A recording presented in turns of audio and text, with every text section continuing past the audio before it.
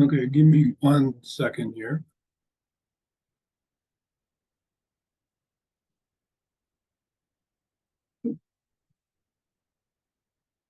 Sorry, I'll get started in just 1 second.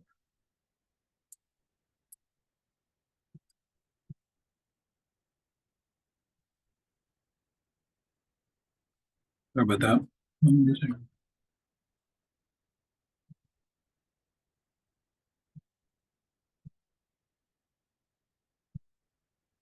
Hmm. All right, well, it looks like I'm having a problem with my camera today, but the webinar will still work. So give me 1 second here. Let me just try one more thing. Okay. 1 second. This is embarrassing. It's never occurred, so just give me 1 second here. Um,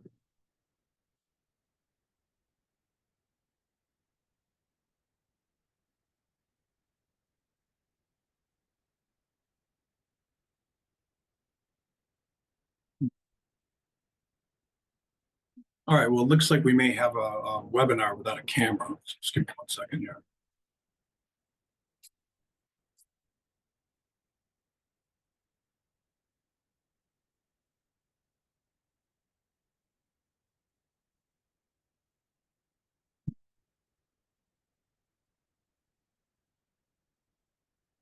Just 1 second, I'm trying to get my camera to work. And I don't know why it's not. Let's put this to start.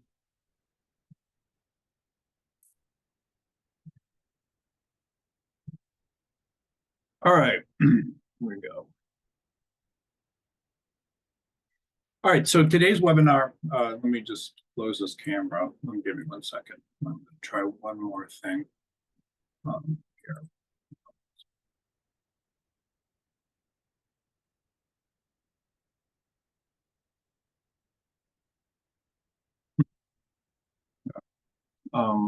Oh, here we go. Great.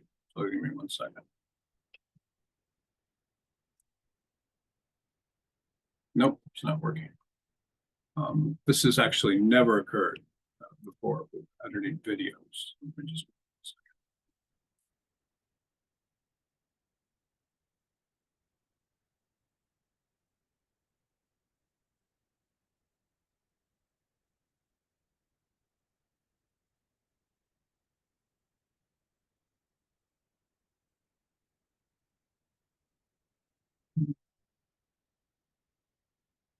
my phone's ringing. Yes.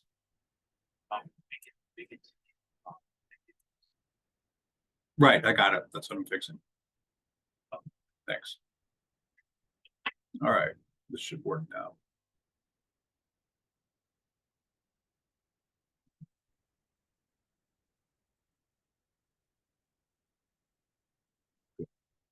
All right, so let's get started. I'm not sure if my camera's working, but I'm just gonna start the presentation right now.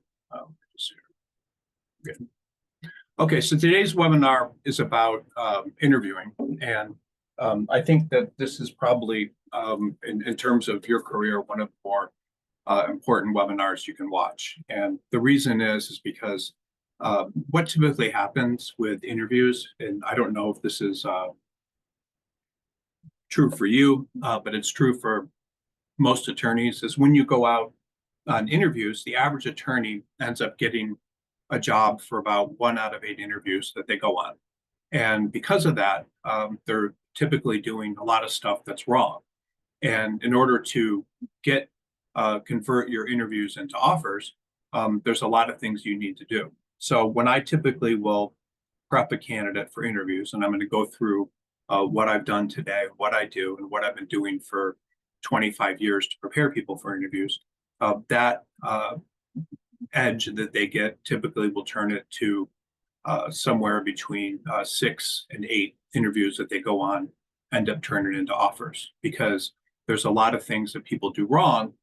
Most attorneys do wrong, regardless of whether or not they're a partner, associate, or a law student. There's a lot of things that people are doing wrong that are preventing them from getting jobs. And just one of the first lessons I want to tell you about that when you do go on interviews, typically, when you're going out on interviews, you will be doing certain things wrong that prevent you from getting hired. And the largest piece of advice that I can give you just to get started is anytime you get an interview, that employer actually really wants to hire you. And it's things that you do wrong in the interview that prevent you from getting hired. The reason they want to hire you is because it takes a lot of work from the HR perspective, from scheduling interviews, from attorneys' time. So they actually would prefer to only do one interview and or two interviews or three interviews. And once they do those, interviews, it will, if they interview one person, they're going to be a lot happier than if they have to interview multiple people for the same job. So that's kind of what we're going to talk about today. I'm going to tell you everything that you need to do for interviews. I'm also going to give you a much more in-depth discussion than I typically do to prepare candidates for interviews. So after this presentation, assuming that you take notes and you listen to this, you should put yourself in a position where you're closing a much higher percentage of interviews. I like to think it's 8 out of 10, but even if you take those odds of 1 or 2 per 10 that lead to offers, you're going to do much better. And I'm sure you're aware that law firms will do screening interviews where you're much more likely to get called back than a formal multiple rounds of interviews. But this is kind of going to talk to you a little bit today about the most important things. And this is a much more in-depth discussion than I typically give people. So I'm hoping that this will lead to a lot of more closing of interviews than you may be getting. So again, the law firms, when you get in an interview, want to hire you. It costs them time and money to get these interviews. And your goal when you're going out on interviews is really not to screen the employer. It's to get to the next stage, whatever that stage is. If it's a next interview or it's an offer, your job really is to get to the next stage. And by getting to the next stage, you're much more likely to, convert your interviews into offers. So again, the goal is to get to the next interview or to get an offer. And none of your goals should be, and you should never go in and express doubts about that employer or ask questions which make them think that maybe you have some doubts. Things about, expected compensation, talking about, things that like remote work or other things that potentially could turn off the employer. You just have to go in and get the job and get the offer. And the reason for that being is that you have really very little negotiation leverage while you're interviewing. You do have it once you get an offer, and law firms do not want to have to bring in someone else and make an offer. So getting the offer is really your goal. And then once you get the offer, you can compare multiple offers. In general, I've noticed that what happens more with partners and associates is partners will very smart. They had a lot of experience, especially partners with business. They are able to go in and get offers, oftentimes having met with the firm 4 or 5 times, done all sorts of due diligence with the firm, gone out to dinners with them and get an offer. And they may be doing that with 4 or 5 firms. And then once they get the offer, they may be crickets for weeks or sometimes more than a month because they're comparing the offers and getting as many offers as they can. So they go in, they do everything they can to get the offer. Even if the firm is paying them 1/4 of what they're currently making, they will get the offer because they know that they can negotiate, and they have all sorts of concerns about the culture of the firm, being able to give additional work to other partners, getting work from partners, all sorts of questions that an associate typically, wouldn't have, but they're very, very good at it. And so I'm going to teach you a lot of what I've seen, with the best partners. But you should ask questions anytime you ask a question of a firm. It's often better to not ask questions, that make the firm defensive, like, drawbacks of the firm, anything like that. You need to steer the conversations in the most part for allowing people to talk about themselves or things about the firm that they can feel proud of that they might not even be aware of. So you need to steer conversations in that direction. And people actually very much enjoy talking about themselves. So the more you can get people to talk about themselves, often the more they're going to like you. They won't know why, in many cases, but if they talk about themselves, they often feel good about themselves. And so that's important. So these are some of the basics. If you're an associate going in, your job is to treat them the same way a potential client would. So what does a potential client do? How would they treat, how would you treat a potential client? You would treat a potential client um, in a way where you would look and really try to say that you can do whatever they want. You would be very deferential to them. You wouldn't talk about yourself too much. You would want to make them like you. So if you're someone without business, you need to go in and essentially treat them like a client. And if you're treating them like a client, you're not expressing all sorts of doubts about helping them. You're doing everything that you can to convert them as a client because other people are going to be reaching, they're going to potentially be interviewing other uh, law firms and other, people. So you need to treat them like a client and think about it that way. You don't treat them like someone that you're asking whether or not they fit your needs. You're treating them like a client and selling them and really telling them what they want to hear. You can do the work. You're enthusiastic. You are available. You love your practice area. You want to get better and better. All sorts of things that a client would say. And law firms, when you go into interviews, really do not care what you want. So I talk to a lot of young attorneys, and they will say, I want to go into a firm that has a better work-life balance, that is giving me work in other practice areas, is allowing me to work remotely, isn't demanding. They come up with all these things.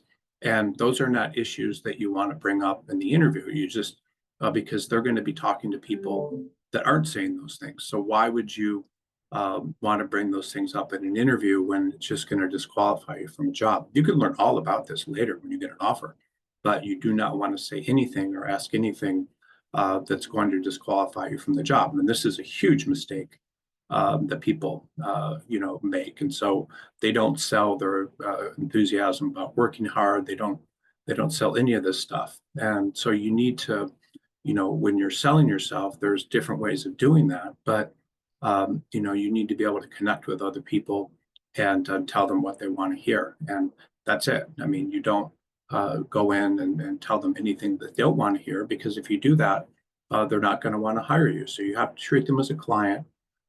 You tell them what you can do, your skills, your enthusiasm, ability to learn, and so forth. If you're in a position asking for work. These are just a few basics. I'm going to go into a lot more detail in this presentation.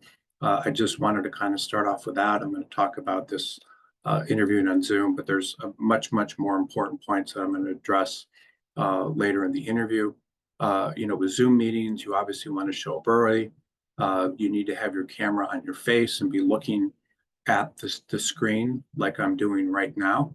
And you need to make sure that you are giving undivided attention. So you should never, I've seen people pick up their phones during interviews and text people. I've seen people get calls and say they have to take it. I've seen people text and respond to text during meetings. You should never do that. Your interviewer should get your undivided attention because this is very important. You're trying to convert something that typically converts at 10 to 20% to 80 to 100% if you can. You need to dress up for the interviews. You can never do that. You need to have a professional background.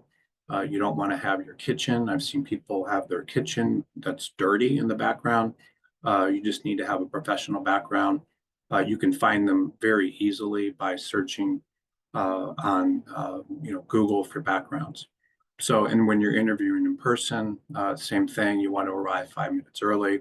You never request validated parking. I mean, that just, can make you look, cheap.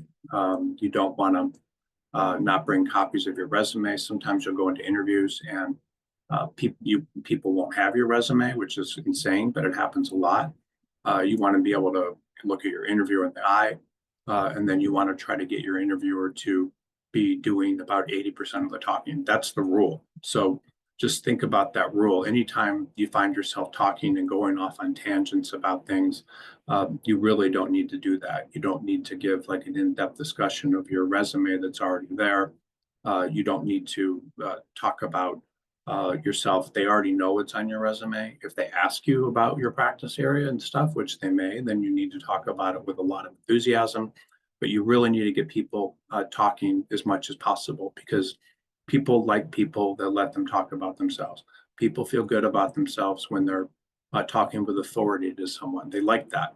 And so you need to be able to do that. And when you're interviewing with someone, they're just often very concerned about whether they like you. So I just got off a hour and a half call with a partner with like $3 million in business at a law firm, and she was trying to hire junior partners or senior associates to work for her. And she was all about like, they have to be like Republicans, they can't be Democrats. And so if you talk about those sorts of things in your interview or even have it on your resume, you could find yourself very, very quickly out of a job. So you don't need to talk about that stuff. You don't need to talk about things that they may not like you want to do a certain amount of pro bono. They may not like that. They may want people to be dedicated. So they're concerned about whether they like you. You obviously need to look at the bios of all the attorneys, get a sense of the type of work they do. And then if you are asked to talk about things, you talk about the kind of work you're already doing that's similar, or your desire to do the kind of work that they've done. Compliment them, or just talk about how impressed you are with their background. And then you also need to kind of visualize like what can I like about this person? Because there's kind of a rule out there that 30% of the people, or 1/3 of the people that you meet, you won't like. The other third you won't care, and the other 1/3, you will like you, or you will like. So just think about that and try to put yourself in a position where you like that person. Just think about it. Why would I like that person? And then once you do that, you're going to be much better off. So it's literally like a little bit of visualization. And then these are just some questions. They will often ask you about salary in an interview, especially if you're coming from a big firm to a smaller firm where you might not want to work, but you just want to get the job. So you always say, when people ask you about salary, like they may say, what kind of salary you're looking to make, or and that sort of thing. And then your answer always needs to be, I would like to be compensated, the same way you compensate other attorneys at my level or have in the past. That's basically your answer. You don't need to, disqualify yourself from the job before you get the job. So you can always ask for more salary later, especially if there's no one at your level. But you need to say that, and then you need to say, I'm less concerned about salary than the quality of the work or stability, all those sorts of things, basically to dodge that question. So this particular question is something that takes will take your ability to get jobs from, from 80% with the people you interview down to like 20 if you answer it incorrectly. People will say, do you want to work remotely or in the office? And then you basically say, I'm not bound, by whatever you need. I like working in the office. I like the potential to get mentorship. I like being able to be there to meet with people throughout the day. But I don't, I'm certainly happy to work remotely. I can work, very effectively when I'm remote. So you dodge that question. This particular question has become a huge question, because it gets so many people disqualified from jobs by answering it the wrong way. Sometimes people will go in and they'll be very proud of how much they make to a law firm that doesn't pay as much, and they'll disqualify themselves, or they'll really want to work remotely, and so they'll bring that up. That will disqualify them. I've actually seen people that have gotten offers, like paying more than $500,000 a year when they were making like 230 or something, and they got this great offer. And then after getting the offer, they asked if they could work remotely, and the firm just pulled it. They were like, even though the person wanted to work remotely like 1 or 2 days a week, so you dodge that question. And then when interviewers ask you questions, the big thing is like you want to put yourself in a position where you look like you want to be very, very successful. Do you have any questions? You always say, if I was working for you, what would success look like in 30, 60, 90 days? People go in and ask stupid questions. They ask things about like compensation or remote work or do I whatever. I mean, would I get to do trials if it's someone in commercial litigation? They ask all these questions that potentially could get them disqualified. Then you ask them, what would your typical day like? What my typical day like? But any question that asks them, like, what does success look like? What would make me the best associate? What would make me the best partner here? What do people do that are successful compared to people that aren't successful? All those sorts of questions, like, make it look like you're learning whatever you need to do to be as successful as possible in the position. And then you also will ask why they like the job, why they like the firm. So those are questions that are positive and make them and make the vibe of the interview positive. So you think about when you go into the interview, you need to make everything positive and not negative. There are people that go into rooms and everything is suddenly very negative. You need to be someone that goes into the interview and there's just a positive, upbeat thing about it, nothing negative, nothing that puts them on the defense. Everything is positive and makes you look like you want to do the best job possible. So what I'm going to talk about now are 5 questions that every law firm is asking in your interviews and what they look for in candidates. This is something that I've given presentations on to, probably over 50 law firms. I've written about it extensively. I've trained my candidates on this extensively. And this is, these are kind of the very important questions. And this is kind of the meat of the presentation that I'm going to give you right now before we take questions.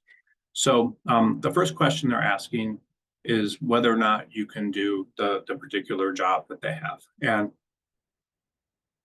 this may seem quite simplistic, but it's one of the most important questions that the law firms are asking. Now, these questions that I'm telling you about are not necessarily questions that they're going to come out and ask you about formally.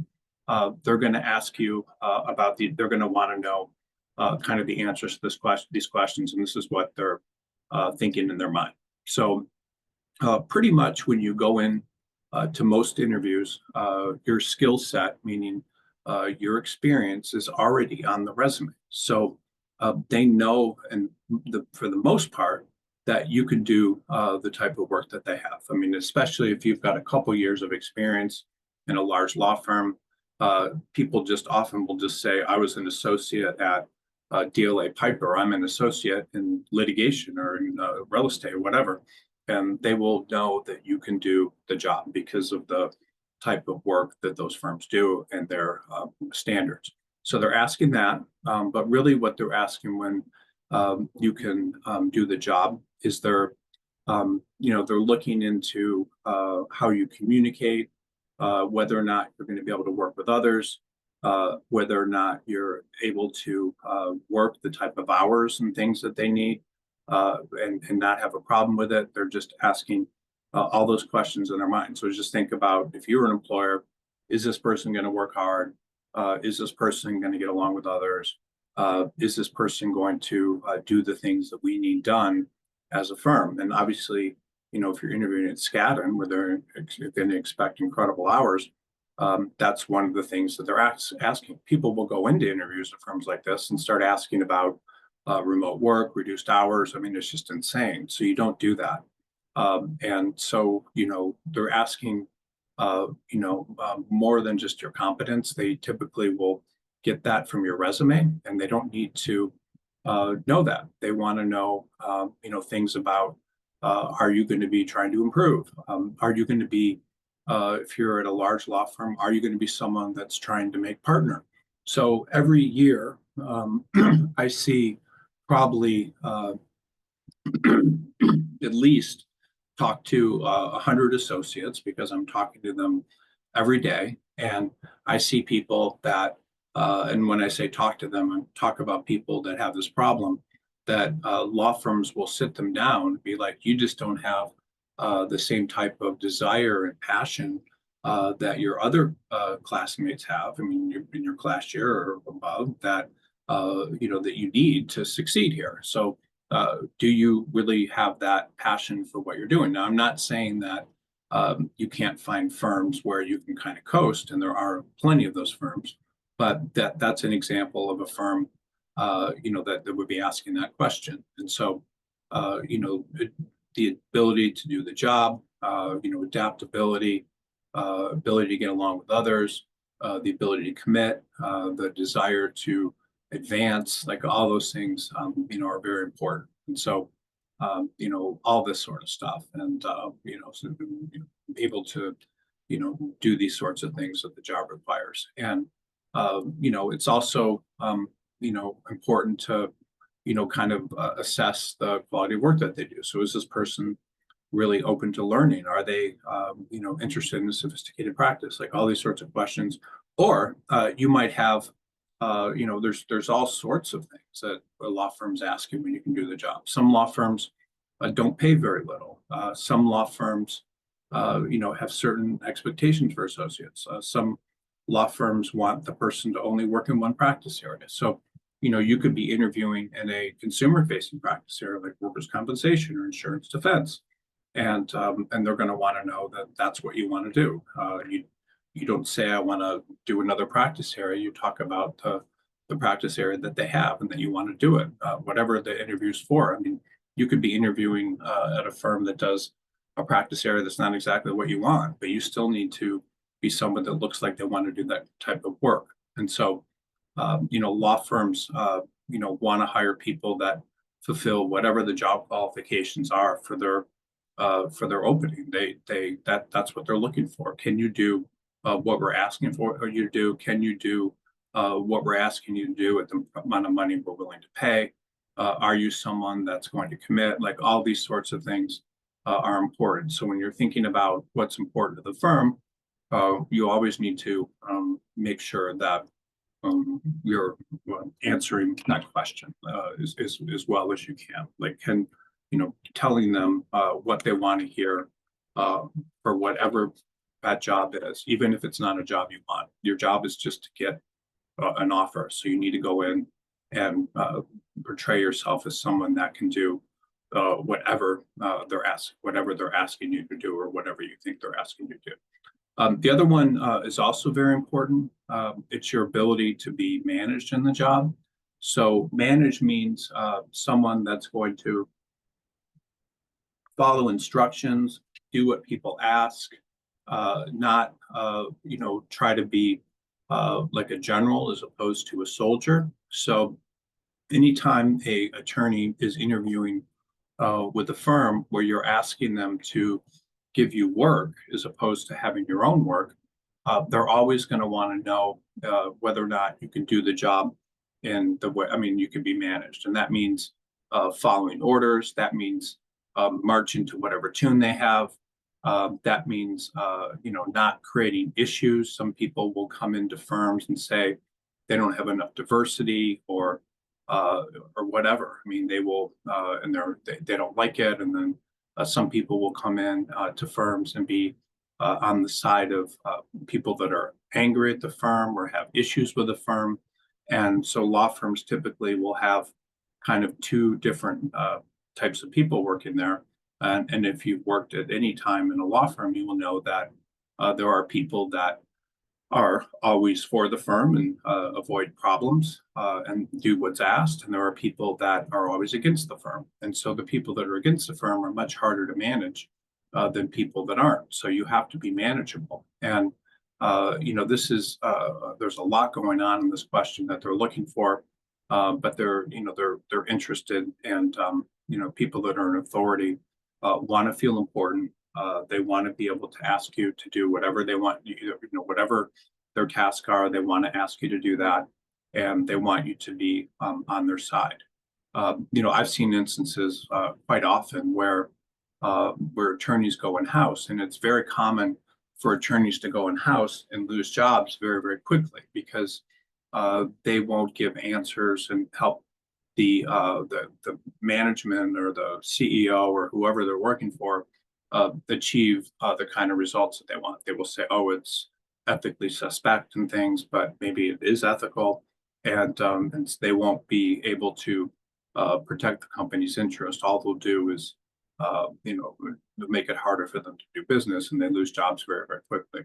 And there's always structures and law firms, and they have a certain degree of wanting you to follow direction to do what they want.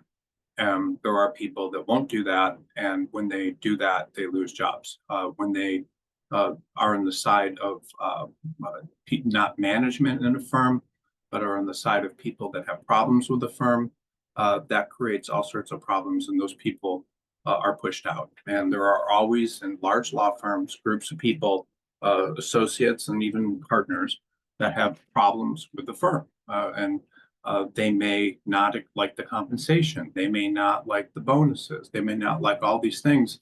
And so if you come across as anyone that's likely to do that, they're not going to like that and you won't get jobs. So you have to be someone that looks like you'll accept criticism. You have to be someone that looks like you're going to follow direction. You have to look like someone that wants to improve and will do the best you can. You have to be managed. You are, as an attorney, you've accepted a role where you're always working for others. You're working for people that are giving you work when you're young, and then or when you're a senior and don't have any business, or if you're senior or you become a partner, you're working for clients. So the clients expect certain things. So being able to be managed, is important. And if you're able to be managed, you will typically be able to find mentors, and those mentors will protect you. So, what is a mentor? A lot of times, a mentor is going to be someone that is you're doing work for. So you do work for them. You're kind of like their right hand person. You will march to whatever order they have, and they like that, and so they become your mentors. And that's typically how a lot of associates advance to partner in law firms. They get a mentor that they work extremely hard for. They do whatever that person asks. They're their friend to some extent. I mean, they learn about their personal life and everything, and that person becomes their mentor. And because they're their mentor, they will help advance them to partner. They will intervene in conflicts that you may have if someone didn't like your work. They will tell you what you need to do to improve. But typically, those mentors are not just random people in the law firm. They are people that you do very, very good work for and tell you what to do, and you always do it and come back without complaint. And that shows that you're manageable, and then those people help you advance in your career. So every person that's hiring another person wants to be able to manage them in any structured environment. That's just extremely important. And also, partners are managed. Partners in all law firms are managed by other partners, unless it's a small law firm that they started. They are always managed by other partners. The partners that are making $5 million or $10 million a year in law firms are being managed by structures and committees and all sorts of things. So you have to be manageable, and that means you have to take your ego aside and learn how to do it. The most successful partners are very strongly managed by their law firms, and they sometimes don't like it, and so they leave. But you have to be able to follow instructions, do what people ask, and really be on the side of management as opposed to not. And that's just incredibly important to be able to do that. And so it also identifies how you will deal with conflict. So if you deal with conflict in a way where you get angry at the firm or the person that's asking you to do things, then you will get in trouble and you can make enemies. And so that's the reason that a lot of associates leave law firms, because they're not manageable. It's the reason that partners leave law firms, because they're not manageable.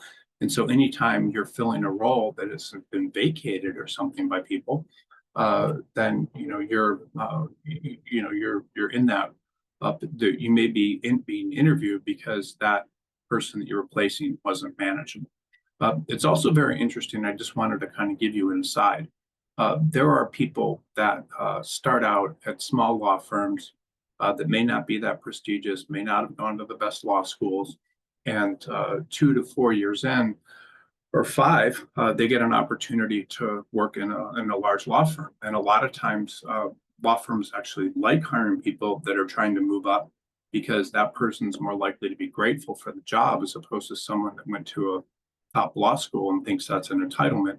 And they hire them over people from other large law firms because they feel that that person's going to be enthusiastic. They're going to be grateful for the opportunity, and they're not going to treat it like just some other lateral hire from a large law firm would do it. And as an associate or someone working for others, I mean, you can be asked to fly to another city, stay there for 2 months. I mean, all sorts of things can happen, and you need to look like someone that will do that. And it also, extends to your ability to manage your personal ambitions with whatever the firm is. So there are firms that don't like it when people take maternity leave or want reduced hours. Maternity leave is not usually that big of a deal, but then they come back and they expect to, not have to work certain hours or days or whatever. And that's a sign of manageability. Like if you were a law firm, who would you prefer? Would you prefer someone that is setting all these guidelines in terms of what they will want, what they want, or would you want someone that's not? Now, it's not to say that the majority of law firms are very friendly to people that take maternity leave and so forth, because they are. But that's anytime you're putting yourself in a position where you're going to do less than someone else that they could hire, and you may have issues with being managed compared to other people. That's something. Who would you hire? Would you hire the person that is not setting limits with you, or would you hire the person that is? It's just something to think about when you're interviewing with people. And it doesn't mean you can't find what you want, but you have to look like someone that is very driven and ambitious. And if you do have these limitations in terms of work or working at home, then your qualifications need to offset any drawbacks that may present to the firm. And so you need to be able to work for the group as opposed to not the group. It's also interesting, and I hate to bring this up, but people that are athletes or former athletes tend to do very well in firms because they had to get along with all groups, and people that were in fraternities and sororities. Often, you hear about things like hazing and things, and hazing in fraternities and so forth is actually really meant to break your ego and make you more dedicated to the group instead of just like an individual when you go through all that sort of thing. So just thinking about, can you be managed, not asking questions that are likely to show that, not trying to set limits in your interview, because what happens is after you get the offer, you can negotiate all this, and or you can just say no, but you need to be able to get the offer before you give any indication that there are problems with managing you. And just thinking about that you may be replacing someone very often, probably 50% of the time, that left because they weren't manageable. And manageable people, by the way, tend to have a lot of employment stability.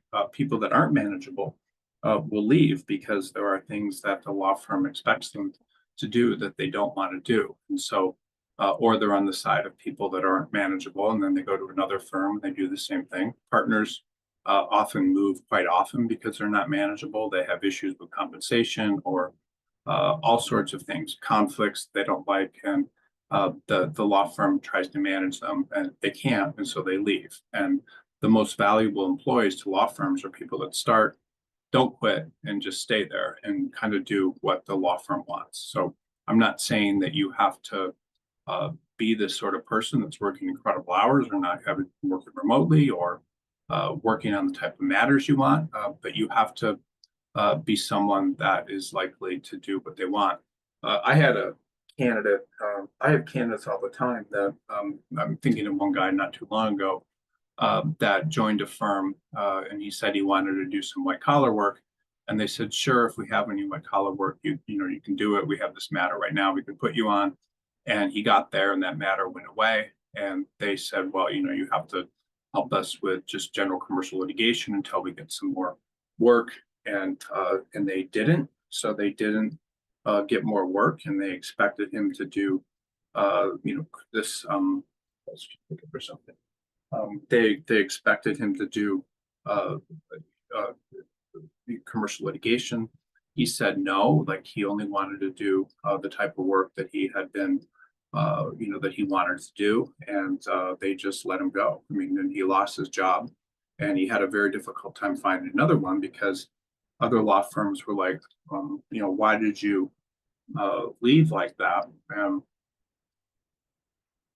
And it was because he wasn't getting the type of work he wanted, so he left or got fired. And then people get fired from jobs all the time because they're not able to be managed. An example would also be like I remember at first year associate, very strong candidate. He went to University of Chicago Law School, was the very top of his class, got a job with a really good firm in Washington D.C. Was 6 months in, and a junior partner that had brought in his first big client asked him to do this workup on the client, spend a couple weeks on it. And instead of spending a couple weeks on it, he went and told the partner that he shouldn't do it this way, that he was wasting the client's money. And then he had found a quick solution. And that partner didn't like that at all because the partner wanted to basically bill the client. He found reasons not to, not manageable. When I was at a firm as a junior associate, there was a candidate there, a first year attorney, that also lost his job. He lost it because some reporter, he got in touch, met them at some point, and started talking about a case. And he should have, of course, given that to other, he should have had a partner respond to that. People do all sorts of things and make them not manageable in law firms. And these are the people that law firms don't want. The other thing that I kind of already alluded to is your ability to commit to the firm. I was talking to a partner in a firm yesterday, and we were talking about the best hires. And the best hires are people that typically will join a firm and stay there. They will figure out ways to make things work, and their resume will reflect that. So they don't move that often. They get into firms and they get along with people. They do what's asked of them. The law firm keeps them around, and so people do that. There are certain people that go into firms or any employer, and they make things work. My first two recruiter hires were a woman that had been an associate at a law firm for 8 years, and that was the only job she had after law school. And she joined the company. And then my second hire was a woman that had been a recruiting coordinator inside of a law firm for 20 years.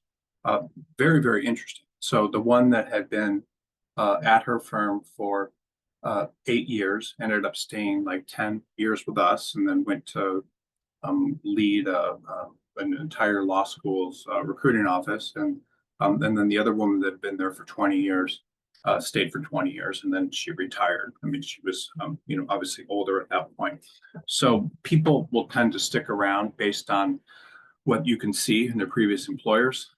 Attorneys that hop around every 2 years and 1 year will almost always leave again.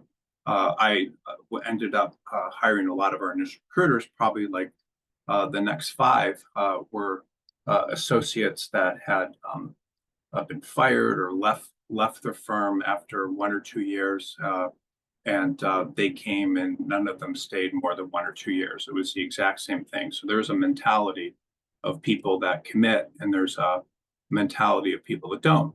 When people leave firms, typically, oh, by the way, this is a live webinar. So if you like raise your hand or you want to talk, I will take questions at the end. And I just saw that was Kate, so that's nice. You're on the webinar, Kate.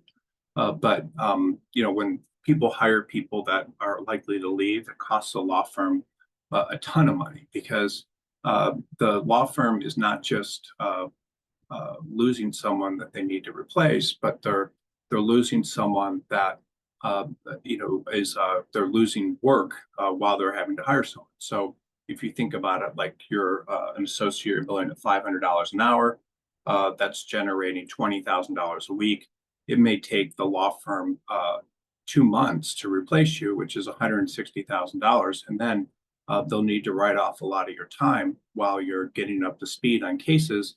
And so that also hundreds of thousands of dollars. So if someone is leaving or looks like they're going to leave, it's going to cost the law firm hundreds of thousands of dollars to replace them. So they want to know that that person's going to stick around for as long as possible, because it costs them money. People that leave also show that they're not able to be managed a lot of times. So that's one of the factors. So you need to look like someone that's going to commit. So how does that work? So there are people that, how do they look like they're going to commit? One way you can look like you're going to commit is just to have stability on your resume. Another very interesting thing is, if I work with a candidate very, very closely, and I do with a lot, I always try to portray them as someone that is moving up in some respect. They're moving up because they're getting the type of work that they want, or they're moving up because they're getting to work on larger clients. So it has to look to the law firm like this is the natural evolution of this person's career. They want to be here. They're trying to advance in some way, and they're going to stick around. So law firms like it when you have a story like that. And in most cases, to be successful with law firms, I mean, if you look like you're trying to move up and you're going to stay where you're at, your odds of getting a job are very good. People that are just moving sideways doesn't look good. So people that are moving sideways are a much harder person to place than people are somehow moving up if they have whatever qualifications to do the type of work. Another interesting thing I just wanted to bring to your attention is, if I have a candidate that is from, say the candidate is from Cleveland and they're working in New York, they're always likely, or they're in Cleveland and they're from whatever, Miami, and that's where their family is. They're more likely to get interviews than and get placed, because it doesn't look like they're moving sideways. It looks like they're just moving home, and that with that stability, they're much more likely to stay. It's especially true for, like, if you're an attorney working in Chicago and you want to go to like a middle market firm in Rochester, which is the majority of big firms there. That also makes people feel like you're going to commit. So law firms are very concerned, and as they should be, about people having stability and being there, for a long period of time. And if they have a vision for their future that involves the type of work or the type of firm this is, and how the firm fits into that, they're going to be much more likely to hire you than if it doesn't look like you're going to stick around. People will say they're moving for all sorts of reasons. Oh, the culture's toxic. There's not enough work. All these sorts of things. But does this person look like someone that's going to stick around? And it's very interesting when you look at people like you may know that are attorneys that are moving quite a bit. They're always finding fault with wherever they are, or they're not doing good enough work to be kept around. And then there are people that don't, and people that don't. It's much smarter in a lot of cases, because if you're someone that's committed and been there for a long time, the law firm is going to be much more likely to hire someone like that, because that shows that they're manageable and all sorts of things. So they want to know, if you're, going to commit, and that's very important to them. And it also impacts client relationships. So what does that mean? That means that if you are leaving after you're the contact for a client, it doesn't look good to the client. The clients don't like it.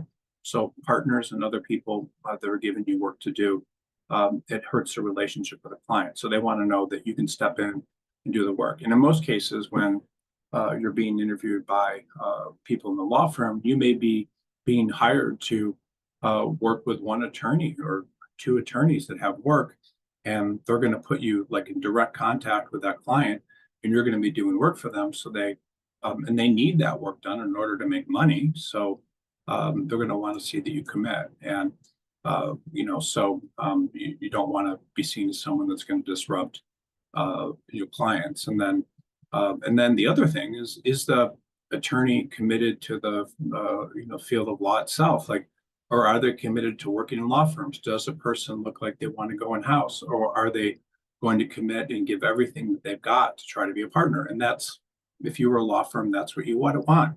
Even if you're a fifth-year associate and your odds of making partner are like 5% in the firm because it's some giant firm in New York where it's, they still want to believe that you're going to try to commit and be a partner there, not suddenly leave for like an in-house opportunity. They want to know that you're committed to working in law firms. So if you don't look like you're committed, if there are things in your background that suggest you're not committed, you won't get hired. And what does that mean? It's actually very interesting. So if an attorney is in a law firm and they go into government, now there are exceptions for that. Like if you go to a high-level role in Washington, D.C., and make all sorts of incredible contacts.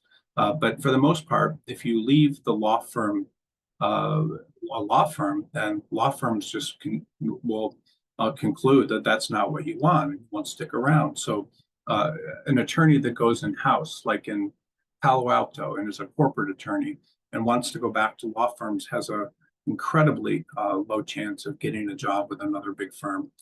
It's very, very difficult to get people jobs from in-house. It decreases your odds of getting interviews by probably 25 times because it shows that you're not committed to that, to working in law firms, or if you go into the government, or if you go to teach, and all these sorts of things. Any sign in your resume that you're not committed to law firms will make them very unlikely to hire you because they know that you'll leave. People that want to go in-house and leave law firms are not committed to law firms. So your resume, if you want to work in law firms, should show a commitment to working there. And so this whole analysis, will you commit? Do you look like you'll stick around? Does the firm look like it's a stepping stone to what you want? All these things, you have to put yourself in the position of the law firm. Like, is this person likely to be a long-term employee and make things work even when there's trouble? And are they committed to working here? That's something you would ask. You would ask that if you were hiring a nanny to take care of your kids. Is the kind of person that leaves their job every 6 months, or are they someone that's going to be here for the next 5 or 10 years and have solid relationships with my kids and basically do what I ask them to do and get along with me and all these sorts of things. And this is what a law firm's looking for as well. So the next thing is, do you want the job? And that's actually very important. A lot of people go into interviews without a high level of enthusiasm, and so that ends up harming them, and they don't get jobs. You have to really come in and act like you're incredibly enthusiastic and want to do the work and the job that the law firm's asking you to do. I mean, you have to position yourself as someone that is fired up and wants to do the work. And there are people that look at their jobs just as a job. I had an interesting conversation. It was maybe like 2 or 3 years ago. And I was interviewing this woman in Detroit that had really good qualifications. She'd gone to the University of Michigan Law School the University of Michigan, got an electrical engineering degree, and she might even got a graduate degree. And then she had gone to another great law school, I don't know, Cornell or something, and had done well there. And but she was unemployed, and she had these 2 stints at law firms. One was like a year, and the other was 6 months. So I was interviewing her to work with her, and she was like, none of this matters. The only thing that matters is I was asking her questions to personalize her and about her experience, and she just was like, none of these questions you're asking me matter. Like, the only thing that matters is, if I can do the work, and I can do the work.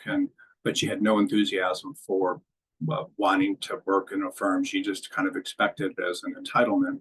And I looked her up because I was just so astonished by this, and had found that she'd been in a lawsuit against her last firm, and then had sued all these people for stupid things like I don't know, just racism or sexism. I don't remember what it was, but it was someone that just didn't really want the job. So wanting a job, it's not just work. It's like you have to have a passion for it.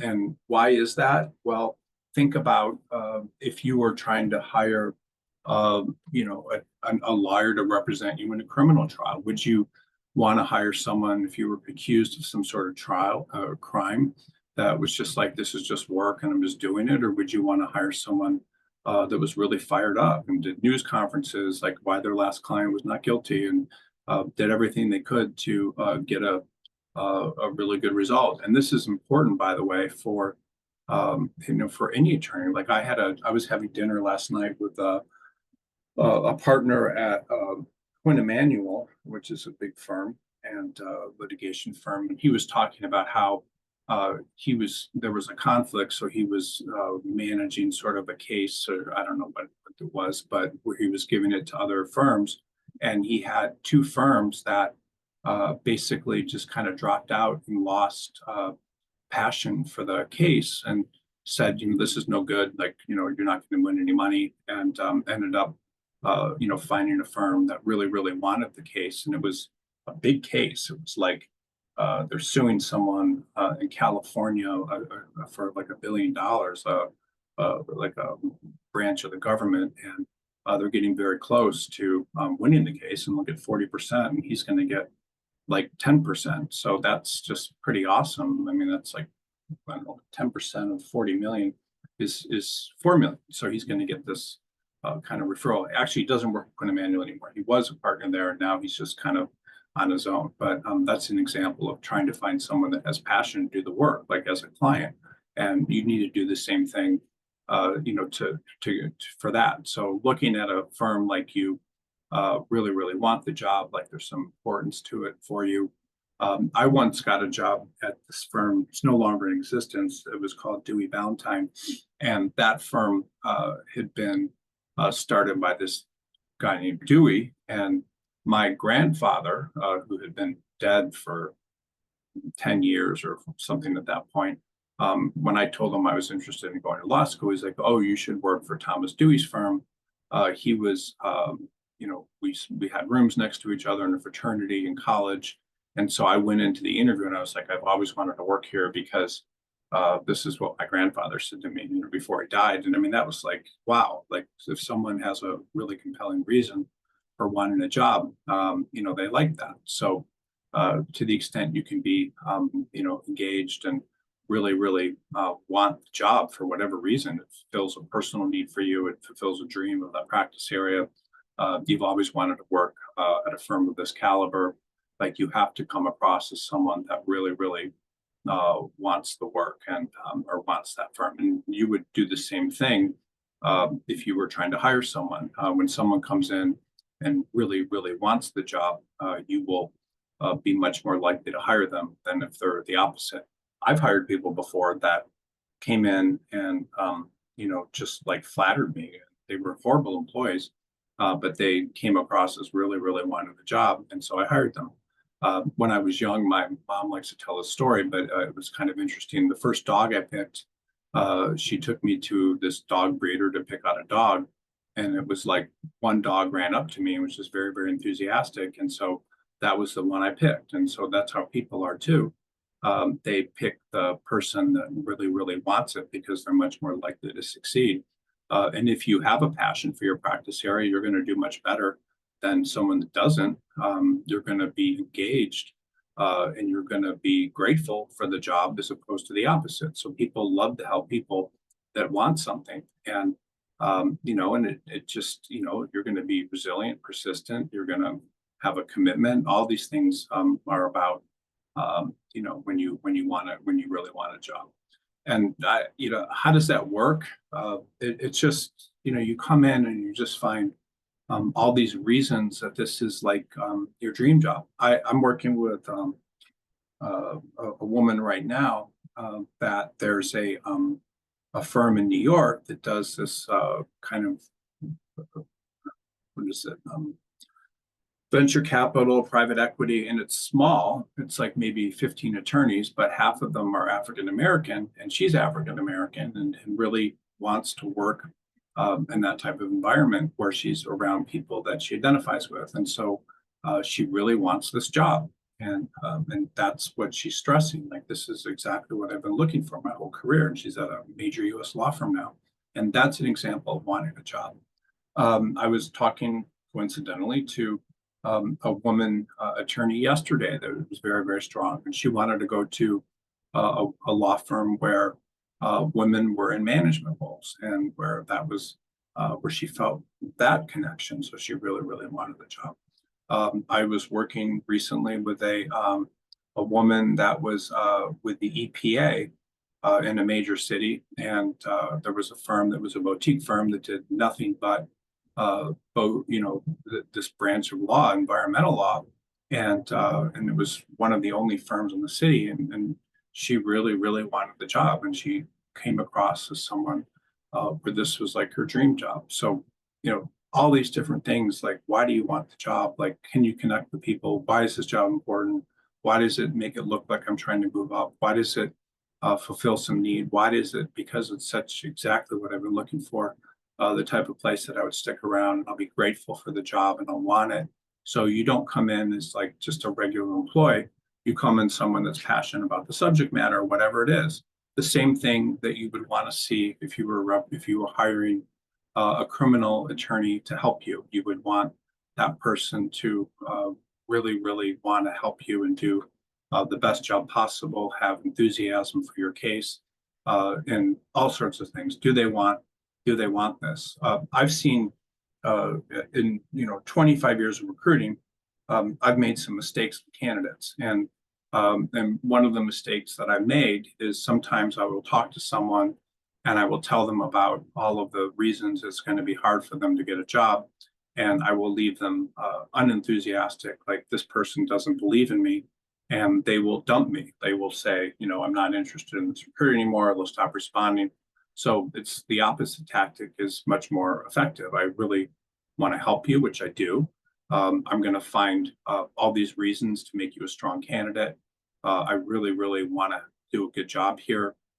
This is how I can do a job. This is what, I really want to be your number one, resource for helping, all those sorts of things. If I do that, then, the people that normally would have fallen off become my candidates, and I help more people and I make more money. So you have to come across as someone that really wants it. Same thing with law firms. Like, I was talking to a law firm uh, this summer, I remember, and this guy was talking about how he hires people and how he compensates them, and I told him very early on, it's going to be very difficult for you to find people, because I don't think he was hiring associates and not paying them anything or something when they started, or some really low salary, and expecting them to earn money by.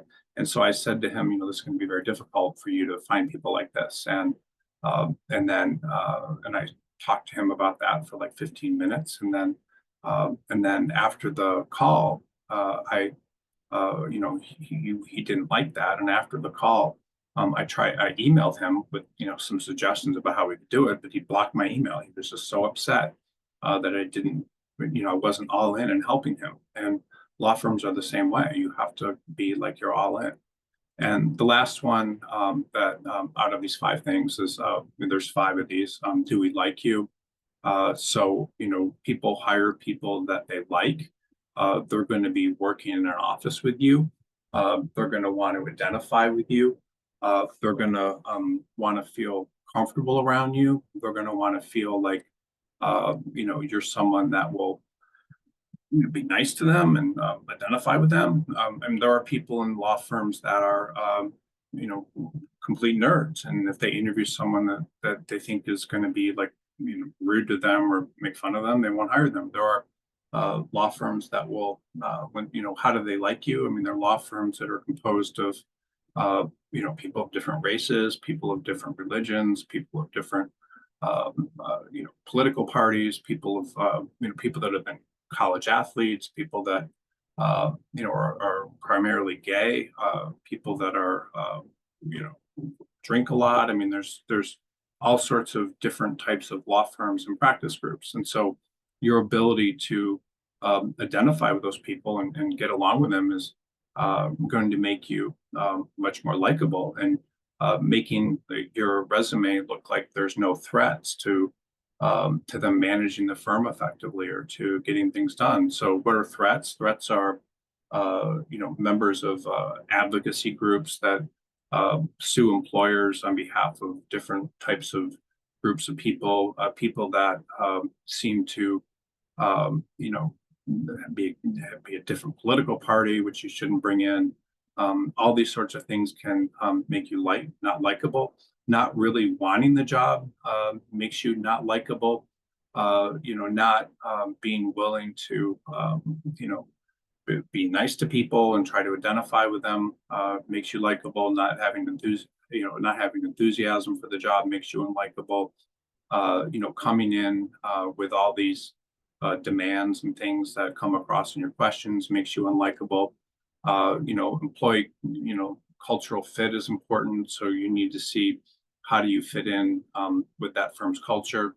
That's going to make you likable.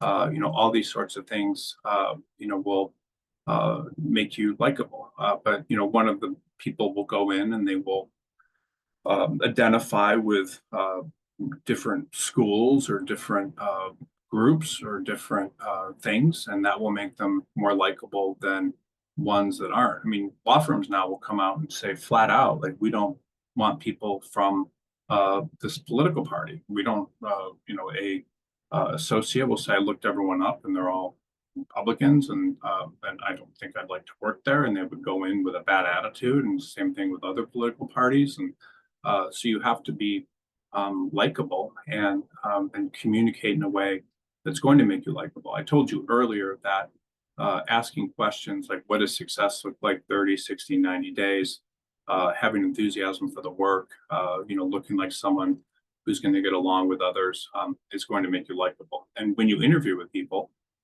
there are people that, you will interview with that don't like you. So you need to have more people that like you than people that don't. All these things, enthusiasm comes across, any type of connection, you can make with other people will make you likable. I guess I could talk a lot more about being likable, but the big thing is you need to go in, and I told you before, you need to kind of visualize liking these people. You need to go in, identify with them in different ways. I remember when I was interviewing, I moved out to Los Angeles and interviewed with, before I moved, I interviewed with a bunch of firms, and I interviewed with one firm, and they asked me where else I was interviewing, and it was a small boutique, like a very good boutique. And I told them about all these major firms, and they were just like, well, we don't want to hire anyone that has that sort of interest. I interviewed another firm. It was kind of funny. It was Quinn Emanuel, and I went into this interview, and the partner was chewing tobacco and spitting into a cup. And I asked him if I could have some with him, and he really liked that. So just your ability to figure out how to connect with people, things you have in common, respecting them and looking up to them, meaning you really think that they're awesome because they've done whatever they've done. That makes them like you as opposed to others or really wanting the job. So you need to think about, what can you do to be as likable as possible. And then just to kind of wrap this up, I have written books about interviewing, a couple of them. I will try to send copies of those books, like their Adobe PDFs, to everyone that's been on this today. And we'll take just now like a quick break for 1 or 2 minutes, and then I will come back and answer as many questions as everyone has about this. It's a very, very important topic. And I hope you got a lot of what I've discussed so far today, because again, like, why wouldn't you want to get 8 out of 10 jobs instead of like 1 or 2 out of 10? Like, why wouldn't you want that. And it's all about just getting the result. You go into the screening interview, you get the result. You go into the final interviews, you get the result you want. And then you always can compare offers, negotiate later. In some cases, like you may be losing your job or have lost it and don't have a job. So why wouldn't you emphasize, getting a position at that firm and do whatever you can as much as possible? And these guidelines are really these 5 things are what I've seen that over the past 25 years that law firms are asking. So you need to be able to figure out like how do you do that, and if you do, you're going to get major results because this interview prep that I do for my candidates, like the majority of them get offers and they're competing with other people for those offers. So yeah. All right, we'll take a quick break just for like 1 or 2 minutes, and then when I come back, I'll take as many questions as everyone has. So please think of questions. They don't have to be about this particular topic. They can be about really anything you have questions about. And I will be back in just like a minute or two. So you can think of questions. And then it's always very useful to hear other people's questions because that can often shed light on things you may be thinking.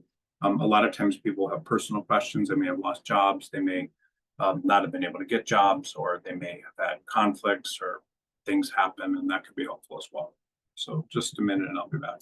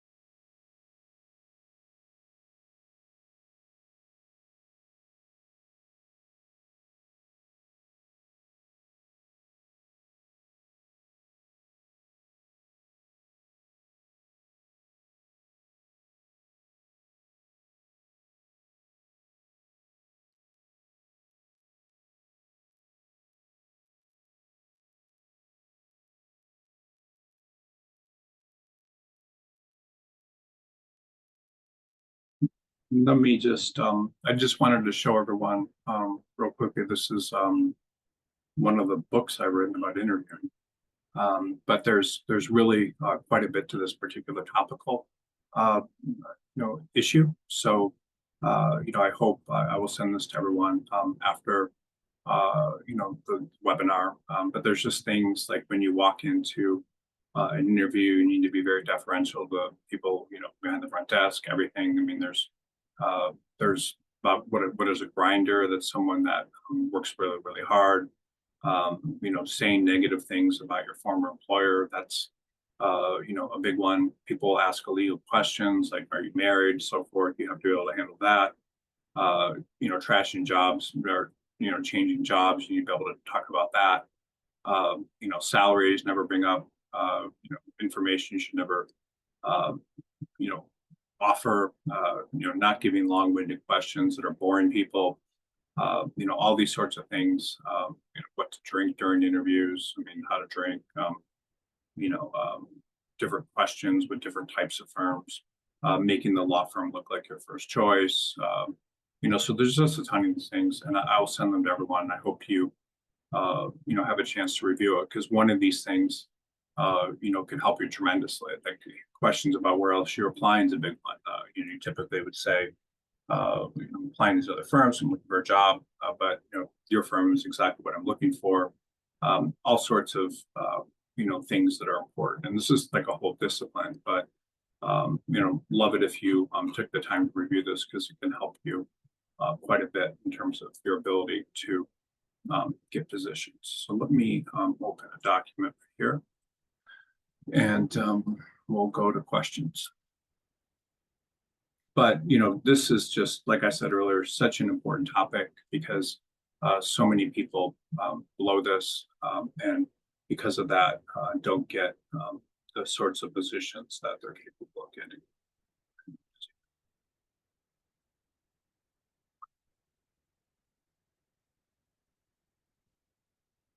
I'm going to go to some of the later questions first, and then I mean the earlier questions, and then I will go to the older ones. So for these questions, so there's not a ton of questions. So if you ask additional ones after I've answered your question, that might be helpful. Okay, how do you recommend answering behavioral questions when when behavioral interviewing questions when transitioning in a different practice area role within the legal field? I've noticed that many firms use situational questions to gauge adaptability and decision making, and I worried how I will be compared to candidates with more direct experience. So that particular question, let me just see here how I would answer that. Any type of behavioral interview question basically needs to make it look like you're for a variety of reasons will do what the firm asks you to do. So these are questions about can you be managed? Do you want the job? Are you willing to do what we want? So that's kind of how those questions work. If you're transitioning to a different practice area, typically you would want to convince them in some case that, you've done independent learning or you want to learn about this and you have reasons for doing it. Adaptability and decision making, that just means being able to be managed. And, typically when you worry about competing with other candidates, ultimately, if you're in a field, like a general field, like litigation or corporate, or real estate, and there's different sub-practice areas in that. Law firms are very aware that you can learn that on the job, so they're not as concerned about that. But in terms of competing with people that have more direct experience, then you kind of follow this rubric of let's write these down again. Just you have them. Can you do the job? And this should just be at the top of your mind. Can you be managed, or can you be managed?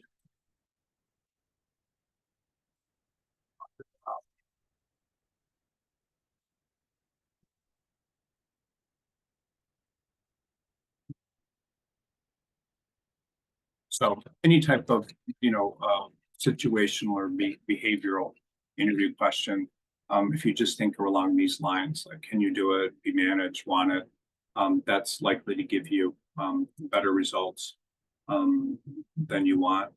Someone asked about the book. Yeah, the book will be sent in PDF, but I won't send as an attachment. I'll send it as a link.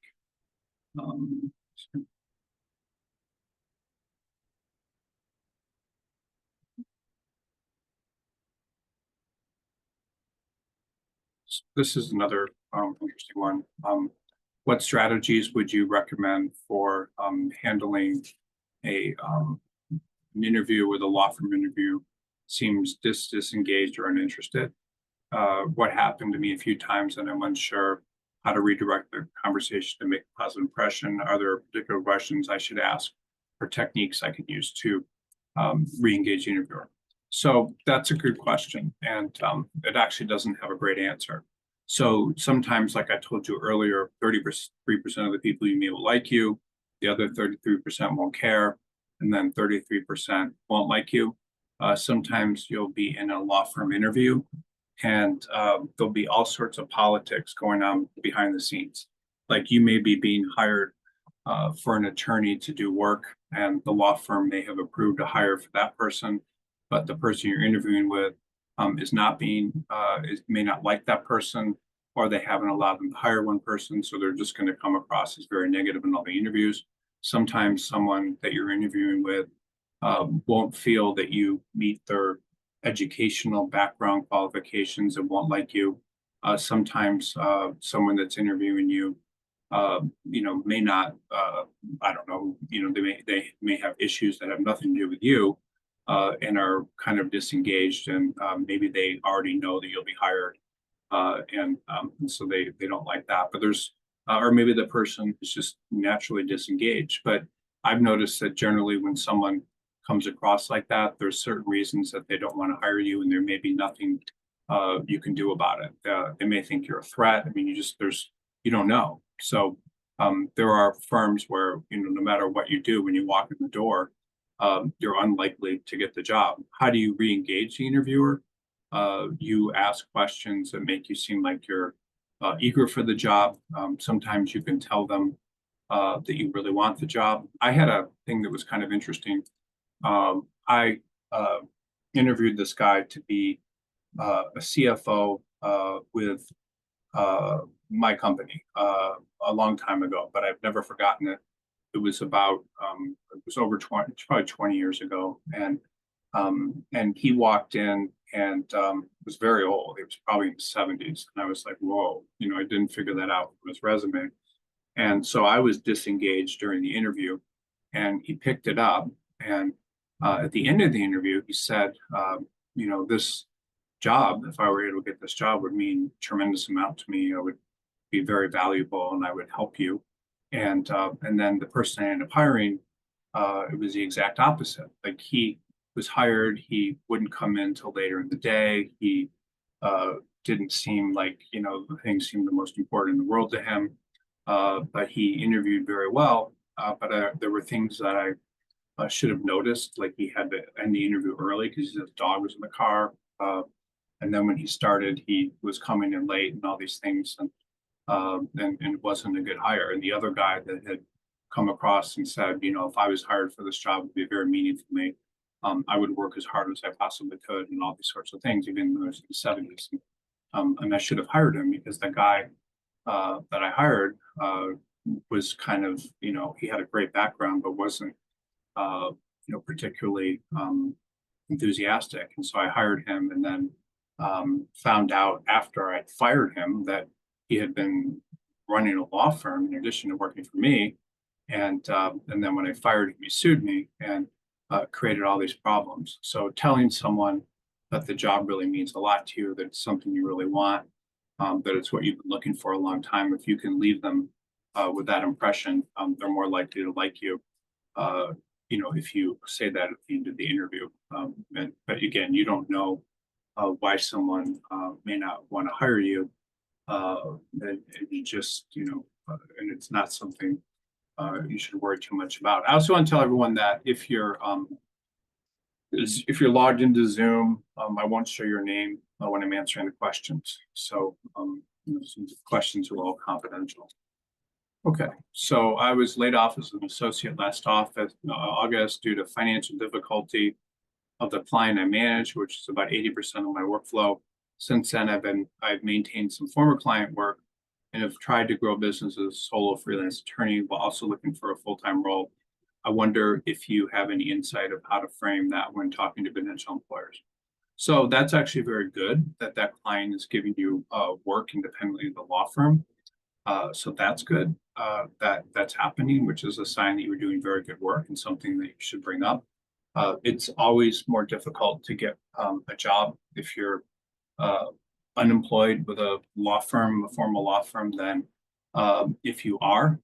But that's a very good reason for losing your job, and a very good reason for looking for a job. So if I was a recruiter for you, I would basically explain like what an incredible associate or partner you were, because that you were doing all your work for that client and they really liked your work, and then but they could no longer afford your law firm, and then when they left, they started giving you work, and you're just be a real asset because you've proven that you can do very, very good work, and this big client likes you. So that actually is a very good story, and I think that would definitely help you get a position if you were able to talk about things that way. So I would be, I think that's very impressive.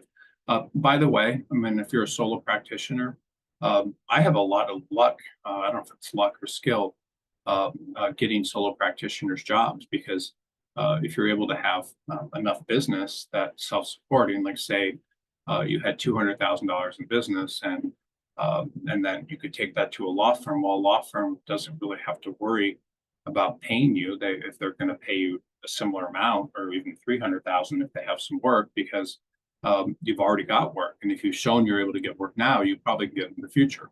So solos that have work, like if you're ever to break off and start your own solo practice and want to get a job in a law firm, it's actually very attractive. It's not with huge law firms, but it's very attractive to law firms because they don't, they know that you're doing good work for someone. They know that you're able to generate work. They know that uh, you can pay your own salary or whatever they're going to pay you or close to it. So those are very attractive hires for law firms. I like it. So if you're in that position, that's pretty good. A lot of people get laid off, and it's very common with litigators when cases settle. It's very common with corporate attorneys in large cities. It's very common in all these different types of attorneys. One thing that I try to talk to everybody about is I would, regardless of your, I mean, if you're a partner with a lot of business, it's not something you need to do, but, regardless of your seniority, regardless of who you are, you should always be looking at job sites and seeing what's available. There's, obviously three main choices, which are like Indeed, which is a great site. There's LinkedIn, which is a great site, and you can often network yourself into jobs on there. You should have a good profile that talks about your practice area because people may reach out to you. And then there's Law Crossing, which is a site that I own that will go and look at every law firm website and then put and company website that we can find that put jobs on it. We'll put those jobs on there, and because they're not, they're usually from association sites, from legal newspapers, from most of them come from the law firm websites, and those jobs are most of the time aren't advertised on Indeed and LinkedIn, which are very expensive. I mean, it can cost thousands of dollars for to advertise on LinkedIn. So not all law firms do that. They just put the law on their website. So looking at sites like Law Crossing, where you're seeing unadvertised jobs, and advertised jobs is always a good idea. I mean, you should always, always be looking for a position. I mean, it's just what I recommend, unless you feel, I mean, when you feel a lot of security in your job, you don't have to, but if there's any lack of work, if there's any sign that other people are losing their jobs, if you feel like you're not doing a good job and people are angry with you, you should always, I mean, I'm serious, always be looking at job sites and looking at positions. And anytime there's any type of insecurity in your existing role, I mean, you should try to apply to places and get a job. I mean, that's, just protect yourself, because the problem is once you get laid off from a big firm, if you allow that to happen and just sit there while the signs are there, once you get laid off, especially in large cities, it becomes very, very difficult to get a new job. And the reason is because they don't know why you're looking for a job. They think maybe you got fired for bad performance. Maybe they laid off some people, but not the most valuable people. I mean, you just don't know. They don't know. So they're more likely to hire someone that's already employed than they are to hire someone who's unemployed. And because there's no doubt about the person that's employed, especially if they've been there a long time, they assume that that person's, doing good work and being able to be managed. They assume that the person, will commit wherever they are. They will. It's just a much safer hire, and it's just kind of tragic when you get into major markets where there's a lot of people, which would be Washington, D.C. or New York, or the law firms have so many people to choose from because everyone's there that you'll be competing with lots of people that are currently employed. So it becomes much harder for you to find a job. So I really recommend that you do whatever you can to look for jobs if it looks like there's problems with your existing firm, because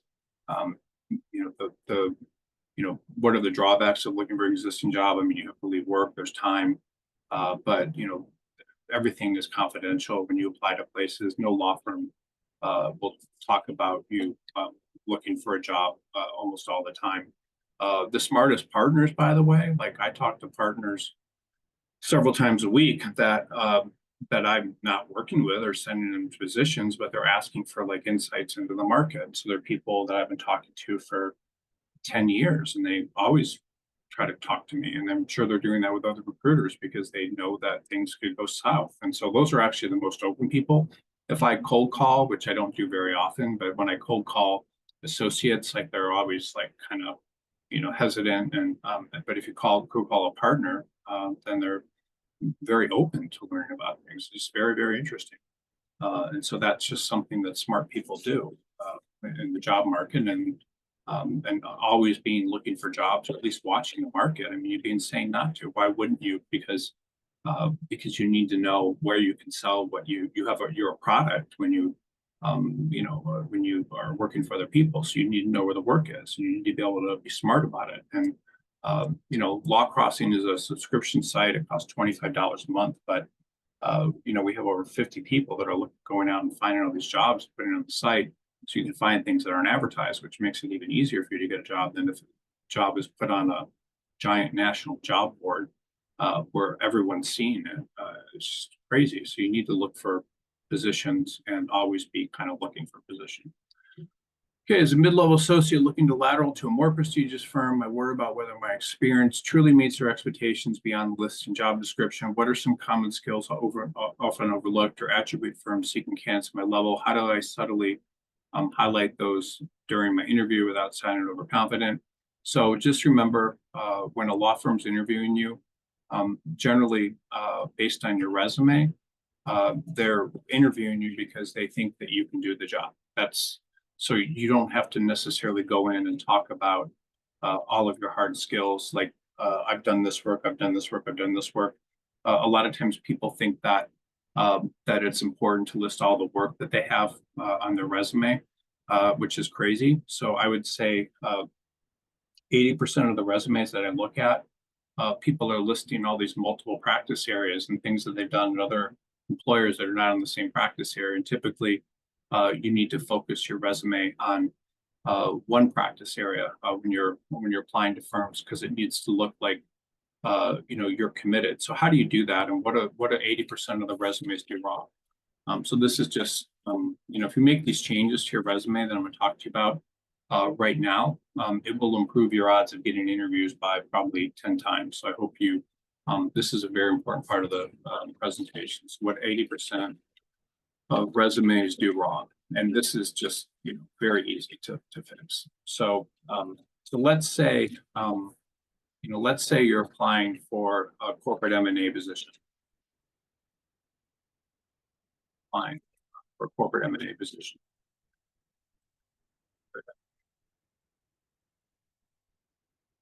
So here's your resume. So your resume, first you may have your education first, and then you have your experience.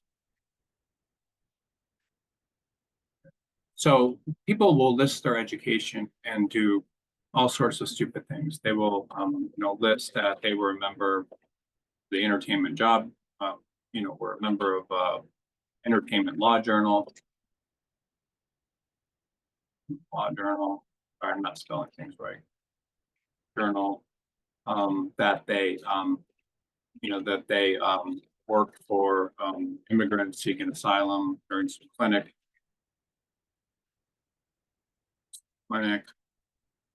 They might list that they got 3.2 grade point average. That they, what else could they say? That highest grade in constitutional law. And then they might say, a member of business club and students. And then we'll do the same thing with their, law school. And then we'll do some college. They might say some race organization, some political party stuff. Maybe they do the same thing, with their education, race, political party, pro bono.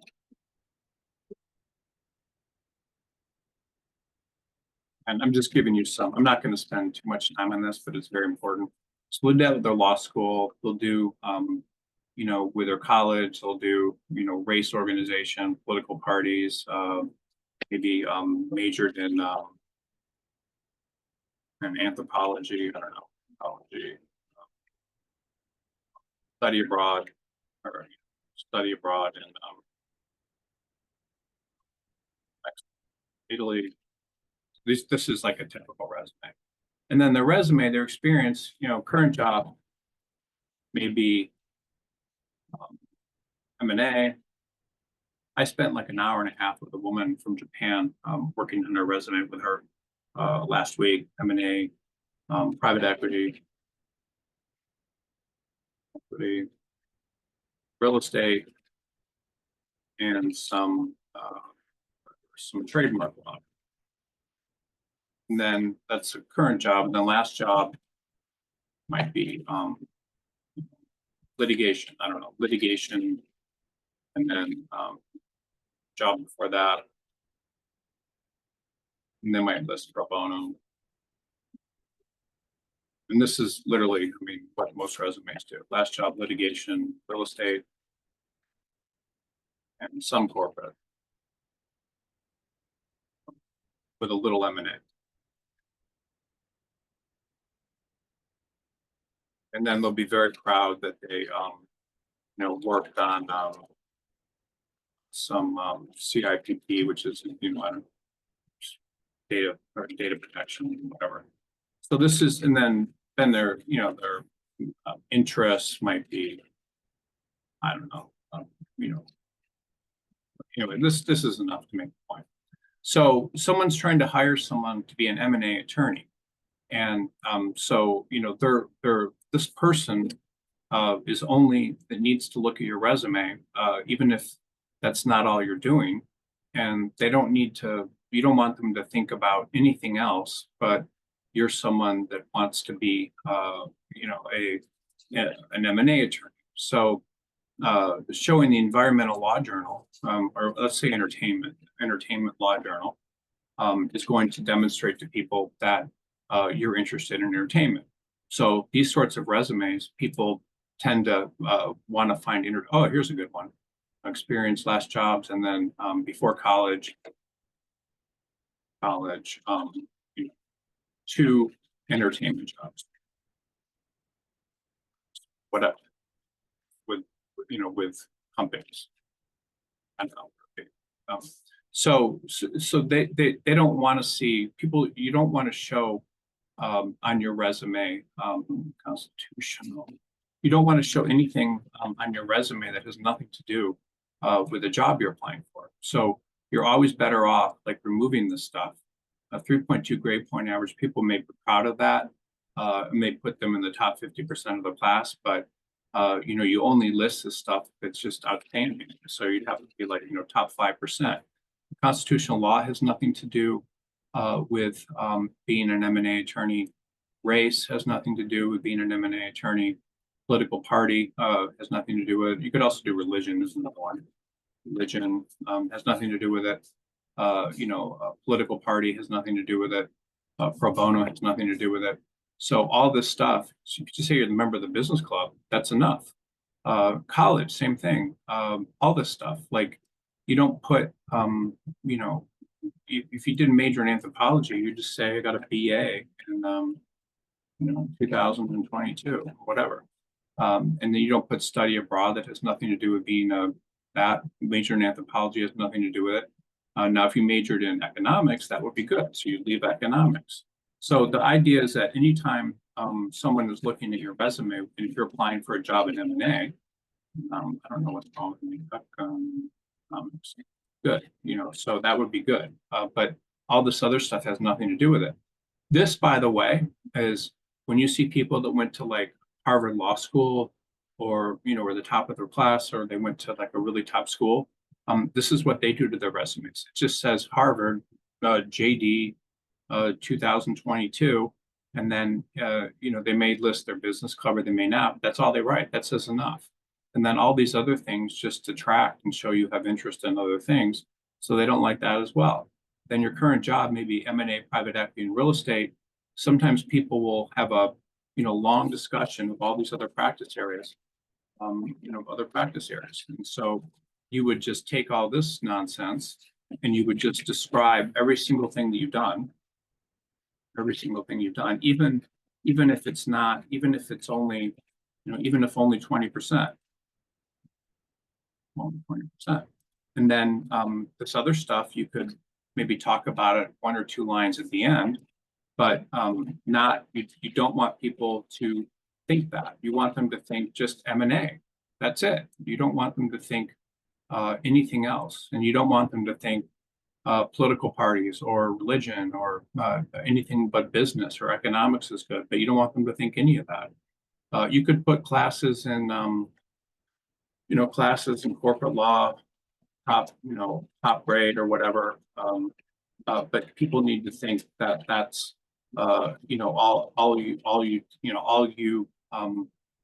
are interested in. The same thing. So your current job would be 1 or 2 lines, maybe about private equity. You wouldn't want to say anything about real estate or trademark law because it's a different practice area. And you don't want to say anything about that. You don't want to say anything about pro bono because that makes it look like you're interested in something else. And then if your last jobs were just all this nonsense for the M&A, you would just say firm name, and then associate. That's it. Right. That's it. So just, that's what you say. And then before college, if you were doing nothing to do with anything to do with corporate, if these were entertainment jobs and you did help corporate transactional work, you could say that. But if it wasn't, you just remove it. No one cares about what you did for college unless it's relevant. And then, interest or whatever, anything that's not related to that. So this is how your resume needs to read because people want to read your resume and think this person is only interested in corporate M&A. And if it was corporate, you would do the same thing. So you can certainly talk about private equity and so forth, but this stuff, if it's an M&A job, does not help you. Everything that's not related to corporate M&A hurts you or business. And so your resume just needs to read like that. You could describe work, but if they see these entertainment jobs, they're going to know that you want to be an entertainment attorney at some point. So that's just, I hope that helps you. It's a very important point because 80% of the resumes do this wrong, and people interview people that look like they want to do something related to the practice area. So you try to highlight every single thing that's related to that, and anything that's not, you remove. You don't want people to think real estate, litigation, political parties. You just have to remove all that. I hope that helps. That's a very important question. Let's see here. I like the question about, that was very helpful with the person that wrote about 80% of their work for a client. That's a really good question. These are very helpful questions. A lot of that is very helpful for a lot of people here. Okay. As a young attorney, how do you explain job hopping? For example, I left the firm after 2 months because a mentor I was assigned to retired, and I was told to figure it out on my own. I left another firm after 10 months because the firm didn't give me a pay raise they had promised. Okay, so good questions again. So the one of the jobs of any attorney, so there's really 2 good questions here. So the first one is, firm, I left a firm, partners assigned to retired, figure it out on my own. So, so the reason this is a good question is because the job of every attorney is to get work and never to lose work. To get work and never lose work. So, what does that mean? So that means, at your existing job, you always need to be able to find people that can give you work. It hopefully is not just from one person. And so your job basically, when they're say figuring it out on your own, is to go around and ask people for work and get work. That's what associates and that are successful do.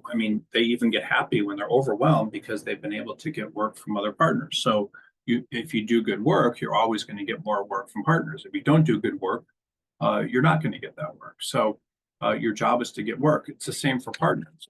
So partners also need to be also generate work. Usually they generate their own work, generate work either from their clients or from clients or the firm. That's it. So this is the entire job of an attorney, is to be able to generate work and never lose work. That's why I talk to you about always job hunting if you need to, always job hunting while employed. That's why I talk to you about what else? I'm going to talk about job hunting while employed, always never losing work. Same thing for partners, and then just never losing work. I mean, you have to always have access to work, and people that lose access to work, are dead. What does that mean? So they're just, if you don't have work and anything to do, then you're unemployed. So, that's why, if you get fired or you need to find a job as quickly as possible, it's why you should never quit a job until you have another one lined up.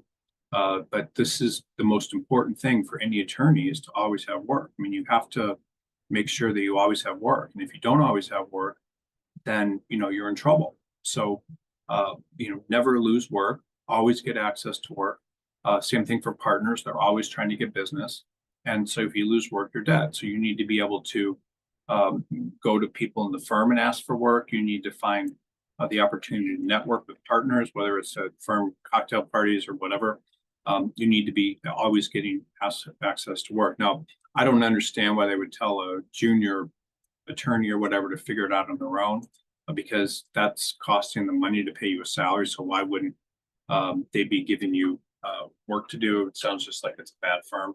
But just keeping in mind that no matter what stage you are in your career, you need to you need to have access to work. In the case of like senior associates at major law firms, they will often leave because they know they're going to get fired. So they or be asked to leave at some point. They will leave to go in-house because the clients are they can't bring in, they cannot bring in the size clients that the firm wants. And so they will leave and to go in-house. So that's work, for getting access to work. So you always want to have access to work, and you never want to quit because you lose access to work. So that's, so you do everything you can, or you stay around on the website so it looks like you have access to work. So this is what people do. So they lose their jobs, or the firm puts them in a position where they tell them to take this, they have this much time to find a job.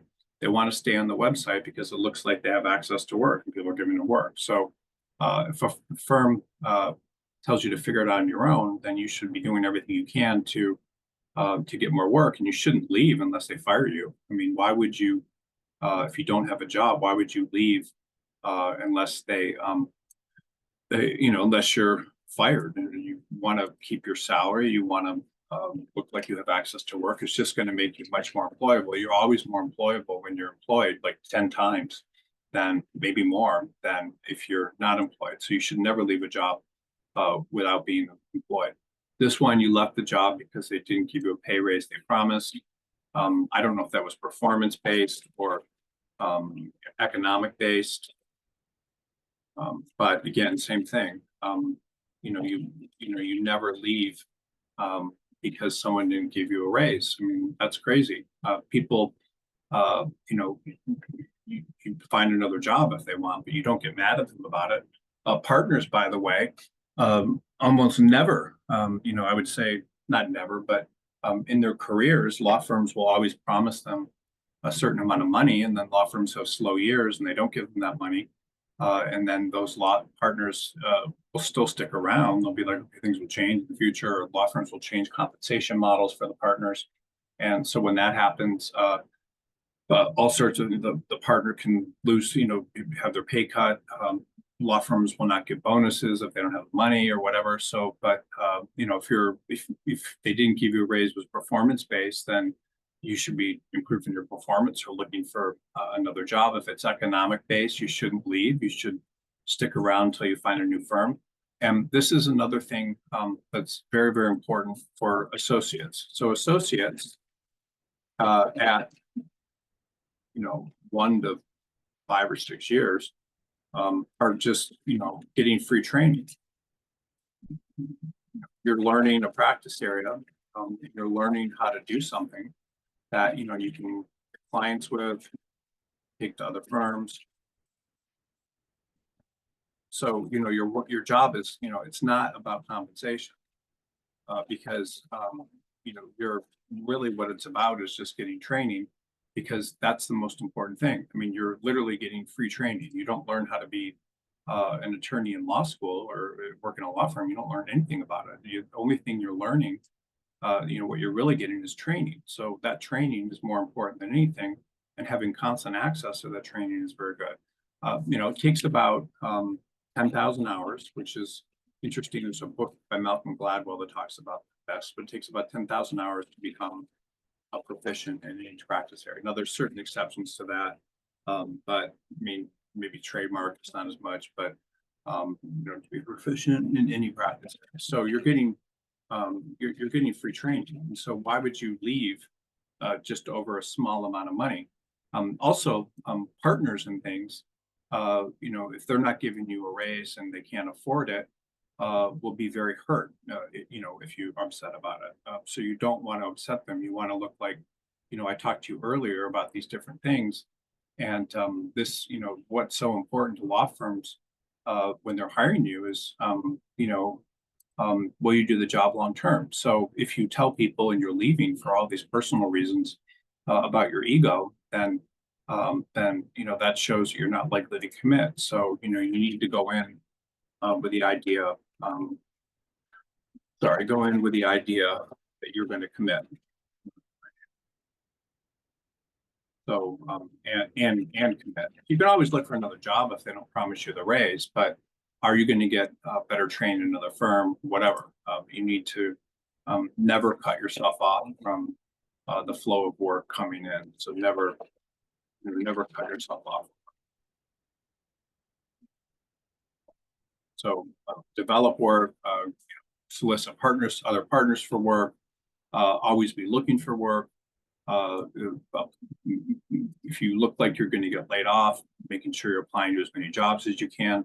It's the same thing like, when people lose jobs at major firms, they will often only apply to other major firms. And if they don't get a job at another major firm, they'll just keep applying to places, and they'll think that they're big firm material and they should never not have to work in a big firm, so they won't get jobs that they could get, and then they will be unemployed. So you need to always have access to work, even if it's less money.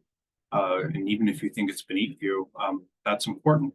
It's important to do it. I spoke with a guy yesterday that was, he was like, he graduated at the top of his class at UCLA Law School. And for whatever reason, the only job that he got was like trust in the States. And so he was making, I don't know, very little money, like maybe 120,000 when his classmates were making 200 plus.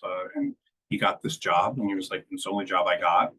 But he took it and then ran with it. And now he's at a big firm doing it. But then it was a small firm, he was the only person that hired him. But he took the job despite the fact that he thought it was beneath him, because it's all he got. So you need to kind of be aware of those sorts of things. Great questions, by the way. Thank you, everybody that's asking them. These are good questions, and I'll answer them all. Because everyone that's on this webinar, you're getting really good insights into how this stuff works. And this is just what I've seen for 25 years of doing this every day. Okay, in interviews with multiple partners or panel interviews, how can I ensure that I'm addressing the interests and concerns of everyone in the room? I sometimes find it difficult to read the dynamics and balance my responses when multiple interviewers have different priorities. Should I focus on addressing the senior-most partner? That's a really good question. Should I focus on addressing the senior-most partner or try to engage everyone equally? Absolutely. Like, you should engage the people that are not the senior-most, that potentially as much or more than everyone else, because they're going to feel insulted if you're not trying to, and then they will not like you. So you need to address everyone equally. Like I said, there's going to be 1/3 like you, 1/3 no, then there's going to be 1/3 don't care. So that's just kind of the general rule of human dynamics, and studies on it and so forth. I'm not making this up. But so you basically, that's kind of the dynamic. So your best way of getting a job when you go into these panel interviews is to do all these things, which certain people will emphasize more than others. So can you do the job? Some people will be really concerned about that. Can you be managed? Do you want the job?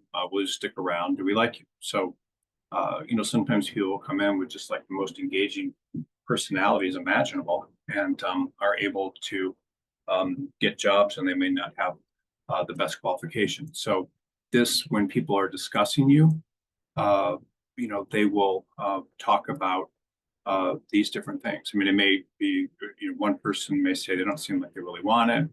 One person may say, I don't think they look like they'll be hard to work with. The other person will say, that they may not, I don't like the reasons for moving. I don't think they'll commit. And other people will just say no because they just don't like you. And so, you weren't able to connect with them. But if you talk to people that are below the senior most partner, and you give the senior most partner more time, then they're not going to like you.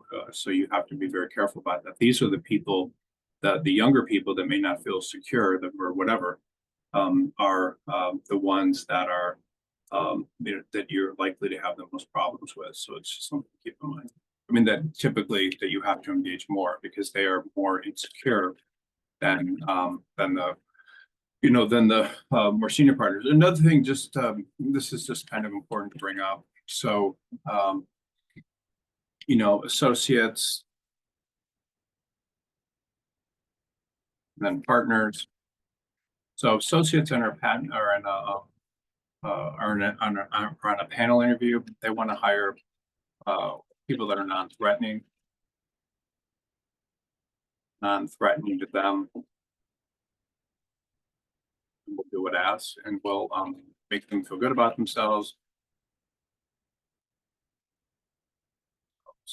and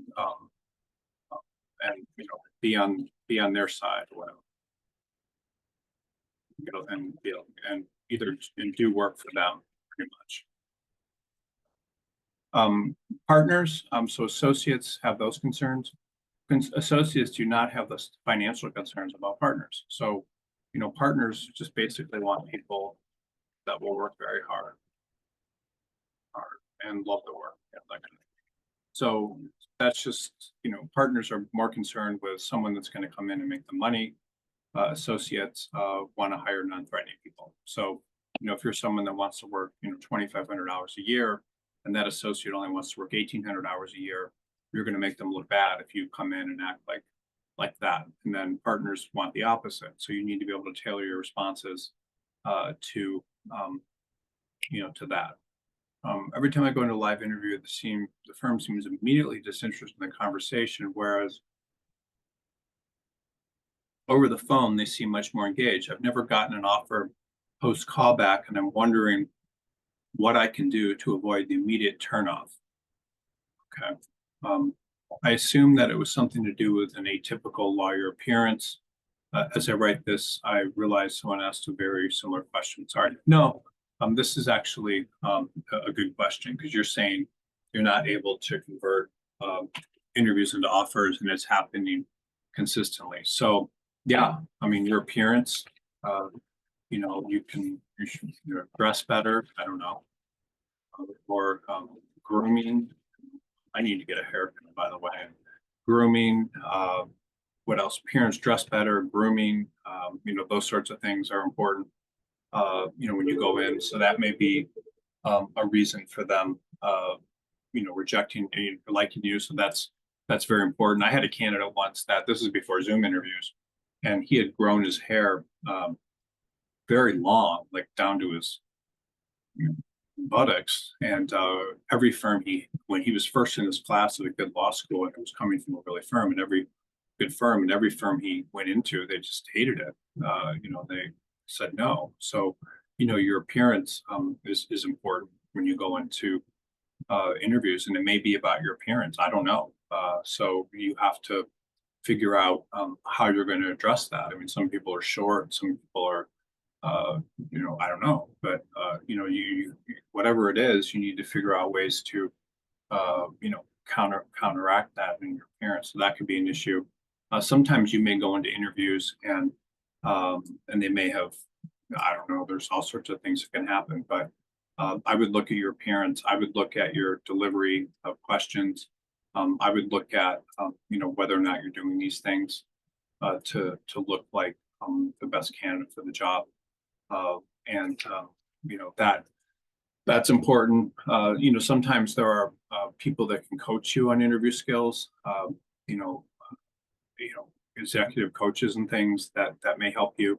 But if they seem immediately disinterested, it's probably something with your how you're I don't know how you're portraying yourself. So it may be related to appearance, and this is a common problem. It's something that a lot of people have. So you need to dress conservatively. You need to look conservative. You need to look like the type of person that a client would want to hire or have working on their matters. And you may not be that sort of person. There's people like to do, civil rights litigation and things like, that have long hair and ponytails, men. And so it depends on the practice area. But that's a really good question. Thank you.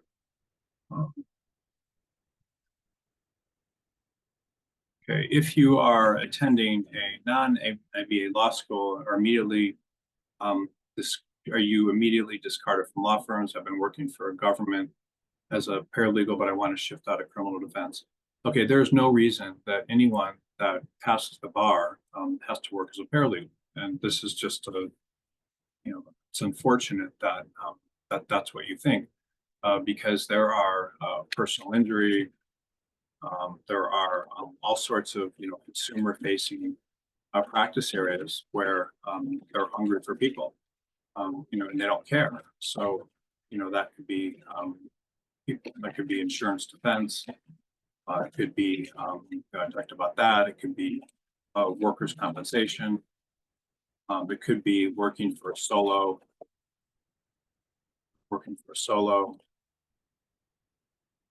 practitioner. And I hate this. I hate when people don't think that they're. Sure, I'll say this. No, I don't need to say it right now. So there are people that put themselves in position, think they're unemployable, in different practice areas. So let me just show you a couple pieces of information that may be helpful for you. This and everyone on the call. So just give me 1 second. I have to log into a database, and then I'm going to do another search.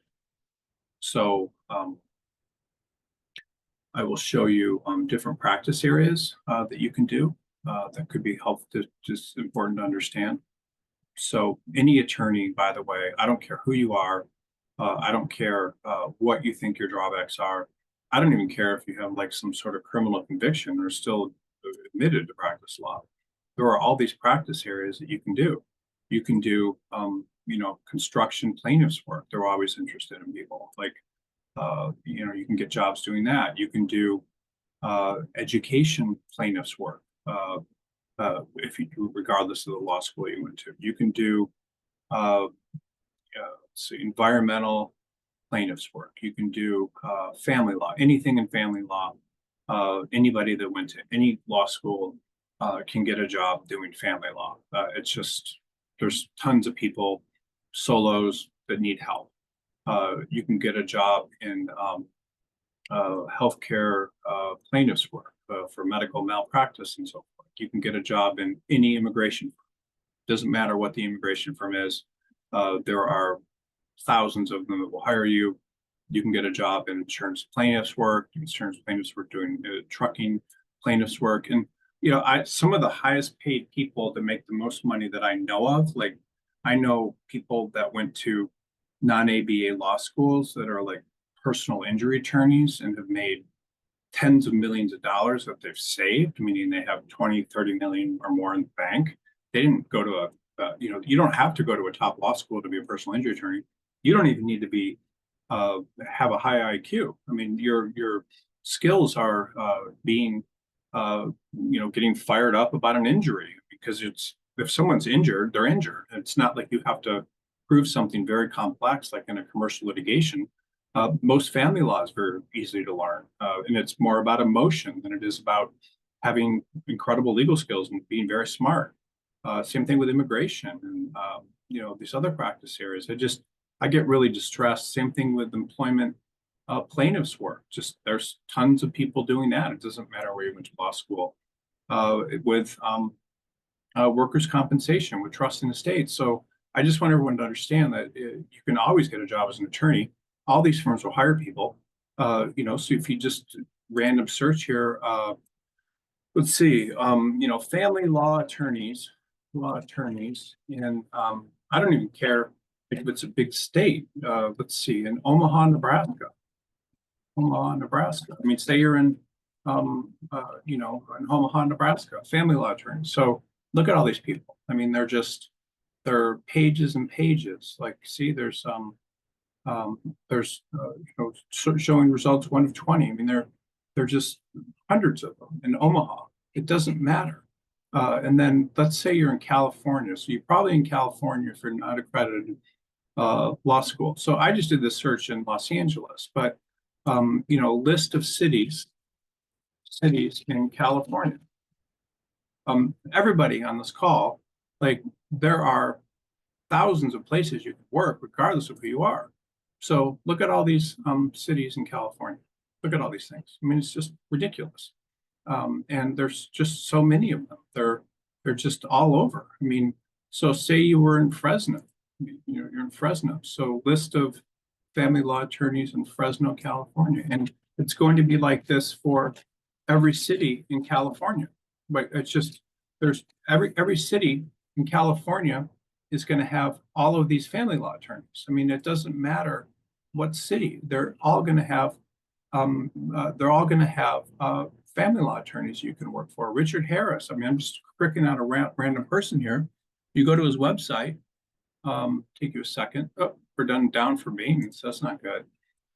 Let's see, Law Office of Brian Tartarian. Rather, I don't know who this guy is. Some of these websites are slow, by the way, because these attorneys don't know a lot about websites. So anyway, let's try this person. So this Law Office of General Laura Morrison. I mean, this is a place you could apply. All you need to do is send Laura Morrison an email. I don't think San Joaquin College of Law is an accredited law school. So this is an example. Like, obviously, she didn't go to an accredited law school. You don't need to go to an accredited law school to have a successful practice. So everyone on this call, like, you can always get a job, especially, if you're in a consumer-facing practice here. There are more opportunities for people that are doing work for individuals than there are jobs for people that are not. So it doesn't matter what your practice area is. And even if you were like a corporate attorney and laid off, so you would just say corporate law attorneys in Fresno, California.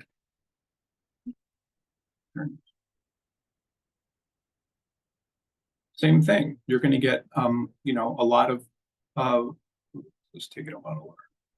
Let me just here, scroll down. I mean, this is a search, not a Google, but if you just went to Google and did the search, you're going to get, all of these different lists of Fresno people. You're going to get all this list of people here. You're going to get all these, law firms that do it. And then if you multiply this search by how many cities are there? I mean, it doesn't even say, but there are an incredible number of cities in California, and your goal is to always try to, get a job. There's 460,000 people in Oakland. I mean, so anybody can find a job. I don't care where your practice area is. I don't care where you're working. There's, tens of thousands of law firms in California. to do whatever practice area you're in, and it's very easy to find a job. It's very, very easy. All you need to do is send these people a resume and say you want to work there. And very few people are sending, jobs to people in Sunnyvale, California. There's going to be family law or whatever attorneys there. So, I mean, I hope this advice helps because it really upsets me that people don't get jobs. I mean, all you need to do is go to the websites of these firms and send them your resume. That's it. And if you do this for all of these different cities, I mean, it would take you like 2 weeks probably to send all of the family law attorneys in Los Angeles a resume. And no one is sending unsolicited resumes to the majority of these firms. And if you're in a practice area that, a consumer facing practice area, even if you're not currently doing the work, you can definitely get a position with these firms. This is crazy. So I hope that this makes sense. You should never be unemployed at any stage of your life as an attorney, regardless of your academic qualifications or regardless of the type of work that you do. This is very easy. Anybody that I work with that is open to applying to a lot of firms, I can always get them a job. Most people aren't. This is what you need to do. And, I hope that helps because very, very few people follow this piece of advice. Almost no one does. And if you are able to do that, you have the ability to be incredibly successful and get jobs. I mean, if I'd gone to an unaccredited law school and know what I know now, I would be able to get 50 plus jobs because if you fix your interviewing skills, that can be good. But if you apply to enough places, there are people that need people to help them, and they don't care what you look like. They don't care. I mean, I've seen people, get jobs that are disabled or blind. I mean, it's just you have to apply to enough places. So you never think you're limited by that. Can you apply to the pluses and minuses? This is a good question. Can you comment on the pluses and minuses of working with headhunters versus applying directly to attorney job opportunities? So yes. So are you better off working with a headhunter? So in most consumer-facing practice areas, like the ones that I recently went over, which are like personal injury, workers' compensation, what else? Immigration, like things like that. Like recruiters charge fees.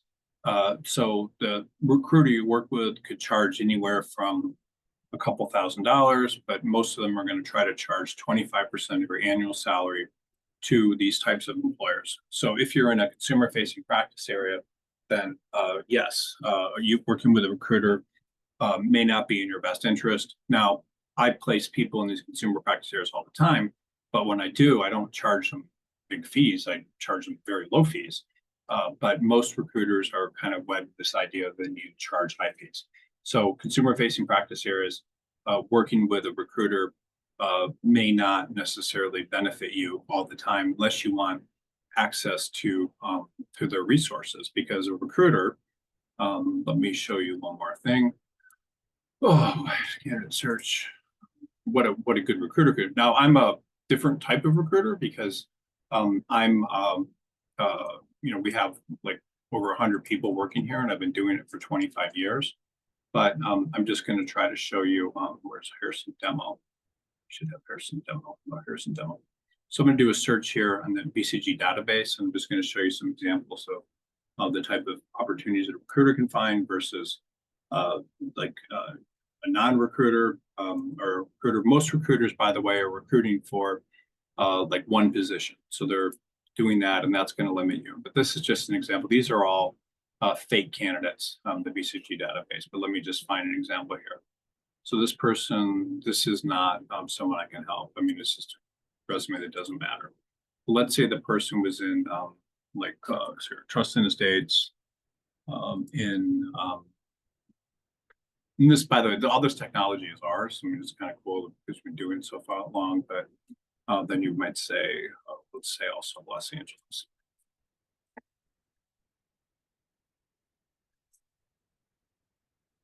So this is what we do to help people, but this is not what 99% of recruiters do. But the reason I'm showing you this is I want you to see kind of what a recruiter would do. So a recruiter can go in and a good one like us can go in and for all these regions can find you things that you normally wouldn't apply to.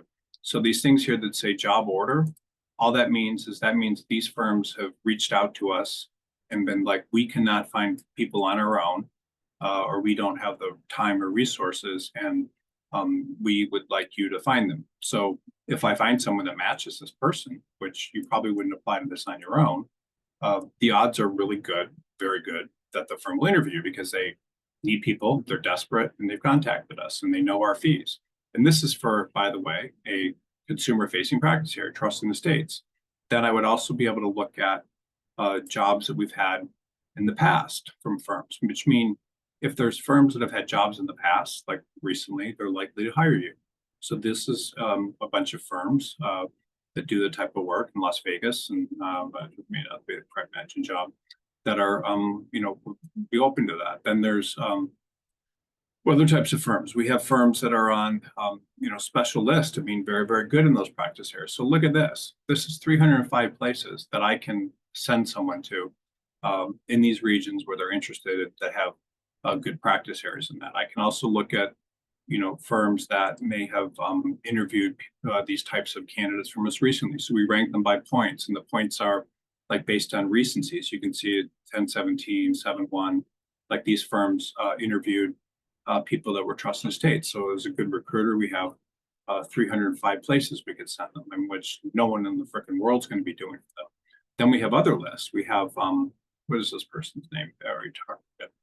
So then we have these other lists, like we can go and, just say trust in the states general. We can search and person's preferred location, and there's 29 that are good firms where this, look at this person, they've interviewed 5 people from us recently. And then we can look at trust in states and regions of interest. And so then you get another 121 people. So there's like, just in what I do, and these are all firms you can see that have interviewed people, they've interviewed. And so, it's just, and I want you to see also these ratios. So 2 interviews, 0 placements, 4 interviews, 0 placements, 5 interviews, 0 placements. So it's not, 2 interviews, 1 placement. So you can see that not every firm is easy to get jobs with. But the point I'm trying to make to you is just doing this search in BCG, like for firms that use recruiters, there were over 500 firms that we were identified that we could send this person to. And as a, if you were to do that work on your own, you certainly wouldn't be able to reach 500 firms. And you also wouldn't know about firms that have sent us proactively things that they couldn't find on their own, which is all these things are called job orders, meaning the firms contacted us. Usually someone from our company has interviewed them and taken notes. And these people are like desperate for these type of people. They can't find them on their own and they need them. So just out of job order candidates, let's see, not submitted, job order only, to not added, exclude. Just for job orders, there's, in these regions, and these people are having a hard time. I mean, they're not, these are all firms that are having a hard time finding people. This is what we do that you certainly could never do on your own. So that's one thing kind of about recruiters. So recruiters can expose you to a much larger market. And this, by the way, I just want you to understand, this isn't a practice area that's consumer facing. So if I was looking at commercial litigation or a non-consumer like corporate, these numbers would just be ridiculous, like how many jobs. So let's say, I just want to show you one other thing. I'm not trying to bore people, but I want you to see, how this could work. And just give me 1 second. Practice area corporate. Make sure let me just do one other thing here. I'm sorry.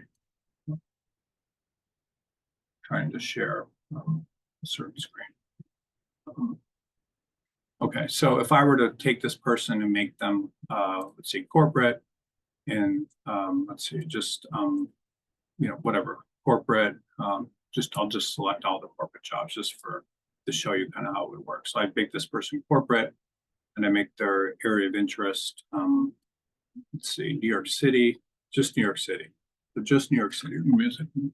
Get to the screen. And these aren't real candidates. This is just a demo account in New York City. And we've spent, by the way, developing all this technology, like, you know, I mean, there's different ways of calculating it, but the number that I like to throw on is $100 million because it takes into account the number of years and things we've been looking at. So if I was looking at this person just in New York City for corporate related jobs, this is, again, look at all these job orders and things. This is just ridiculous. I mean, so there's so many firms that a recruiter can expose you to than ones you wouldn't get on your own. I'm not selling recruiters because what I will say to you is 90+% of recruiters aren't going to have these sorts of resources. I mean, 99% probably, but a good recruiter can do that. Also, a recruiter that calls you about a specific job that they have, if it's just their job, like I said, job orders, that's going to be very good. But the other thing, the pluses and minuses of working with headhunters is, depending on your practice area, you can identify hundreds of people that would hire you if you apply on your own. So that's good. When you're applying to jobs like on Indeed or whatever, you're typically competing with anyone that has an internet connection, so that makes finding the job harder. So if the headhunter can expose you to firms that aren't getting applications, that can help you. A recruiter will take a good one will take your experience and they will frame it. They'll fix your resume, like I told you about. They will tell you, they will position you in a way. They'll tell a story that's going to make it look like you're moving up. They will frame things that don't look good on your resume in a positive way. They will basically be like a really talented litigator who's representing you. At large law firms, the other thing is, what is the money? Does that stand in the way? Does that stand in the way? And the answer is with large law firms, almost never. It can, but I mean, if you just think about, if you're making $250,000 a year at a firm, and you're billing out at what is it, $700 an hour. You will 2,000 hours. That's $1.4 million a year that you're bringing in, and by not hiring you, they're losing money. So, what is a recruiter going to charge for that? A recruiter could charge 20%. They could charge 25%, but if they charge 20%, their fee is 50,000 fee. So, $50,000 out of $1.4 million, when you're generating $35,000 a week in revenue that they're losing without hiring you. Losing without hiring you, they don't care. They just don't care. Why would they care about a recruiter fee, even if it's a lot of money by not hiring you? So that's kind of how to think about it. People at large law firms, a lot of times when they're firms, when they go, I want to do it without a recruiter, because it's more likely to hire me. And large law firms are just institutions. They literally don't care. Smaller law firms may care, meaning 2 or 3 people or something along those lines. But even in those cases, it's often very hard for them to find people because they're so small. So someone needs to go out and find people for them in the market. So I think working with recruiters is smart. It's also smart if you get a cold call from a recruiter and they have some little firm or some opportunity you never would have thought of. That's good. Working with recruiters and kind of all out searches can be very, very effective because they can find job orders. Like we have tons of job orders. Other firms don't have that. So that's kind of how to think about working with a recruiter. But, the bottom line is that, if you apply to enough places on your own, then you're going to find a job. And a recruiter, may, depending on the size of recruiting firm, like a small recruiting firm, may only have a few openings. So that's going to hold you back. So they will help you apply to those. And if you don't get anything, they will ghost you. And that's fine. You can apply to those jobs, but you should always be maximizing your self-interest. And if a recruiter doesn't have enough firms for you, then you should be applying on your own and getting jobs. So you don't necessarily want to rely 100% on a recruiter to find you a job. You want to use any other sources that you can find as well. So I hope that helps. I mean, that's a very good question, and making it's a very good question about recruiters. So yes, recruiters can hold you back sometimes with smaller firms, definitely, because if a small firm is going to pay you $80,000 a year, and they're doing kind of one-off immigration petitions that they're getting, 300 or 800, 3,000, it's harder for them to come up with a large fee if that's what the recruiter's charging. So of course, they won't look at you like they would, like a larger firm would if there's a lot of money involved. Do you think AI has made finding jobs more difficult? Let me see here something. Do you think AI has made finding jobs more difficult? It seems partners can quickly do the work they used to assign to young associates, so there's less desire across the country to hire young or lateral employees. Yes. So ChatGPT is awesome. It can write briefs. It can evaluate corporate documents for issues with them. It can rewrite corporate documents. It can do, case law research. It can, it's just freaking crazy how good it is. But is that, so is that going to make jobs more difficult? No, it doesn't make jobs more difficult because law firms still need to bill hours to matters in order to make money. And they can't, a partner can't do all the work. So if a partner has a client that's generating $1 million a year, the client is not going to want to see the partner as the only billing person. They're going to want to see associates billing because their rates are lower. So law firms, they work different ways, but law firms, will, they'll bill maybe, 30, 20, 30, maybe 25% for partner work. This is large law. I'm just giving you an example. 50% for mid-levels. That's why they're so in demand. Maybe, let's say 40%, maybe 10% to senior associates. So what do we have now? Billing rate is close to clients, which is why it's low. And then so what do you have? 40, 57, and then 25% to junior associates. And why does it work that way? It works that way because these are the lowest billing rates.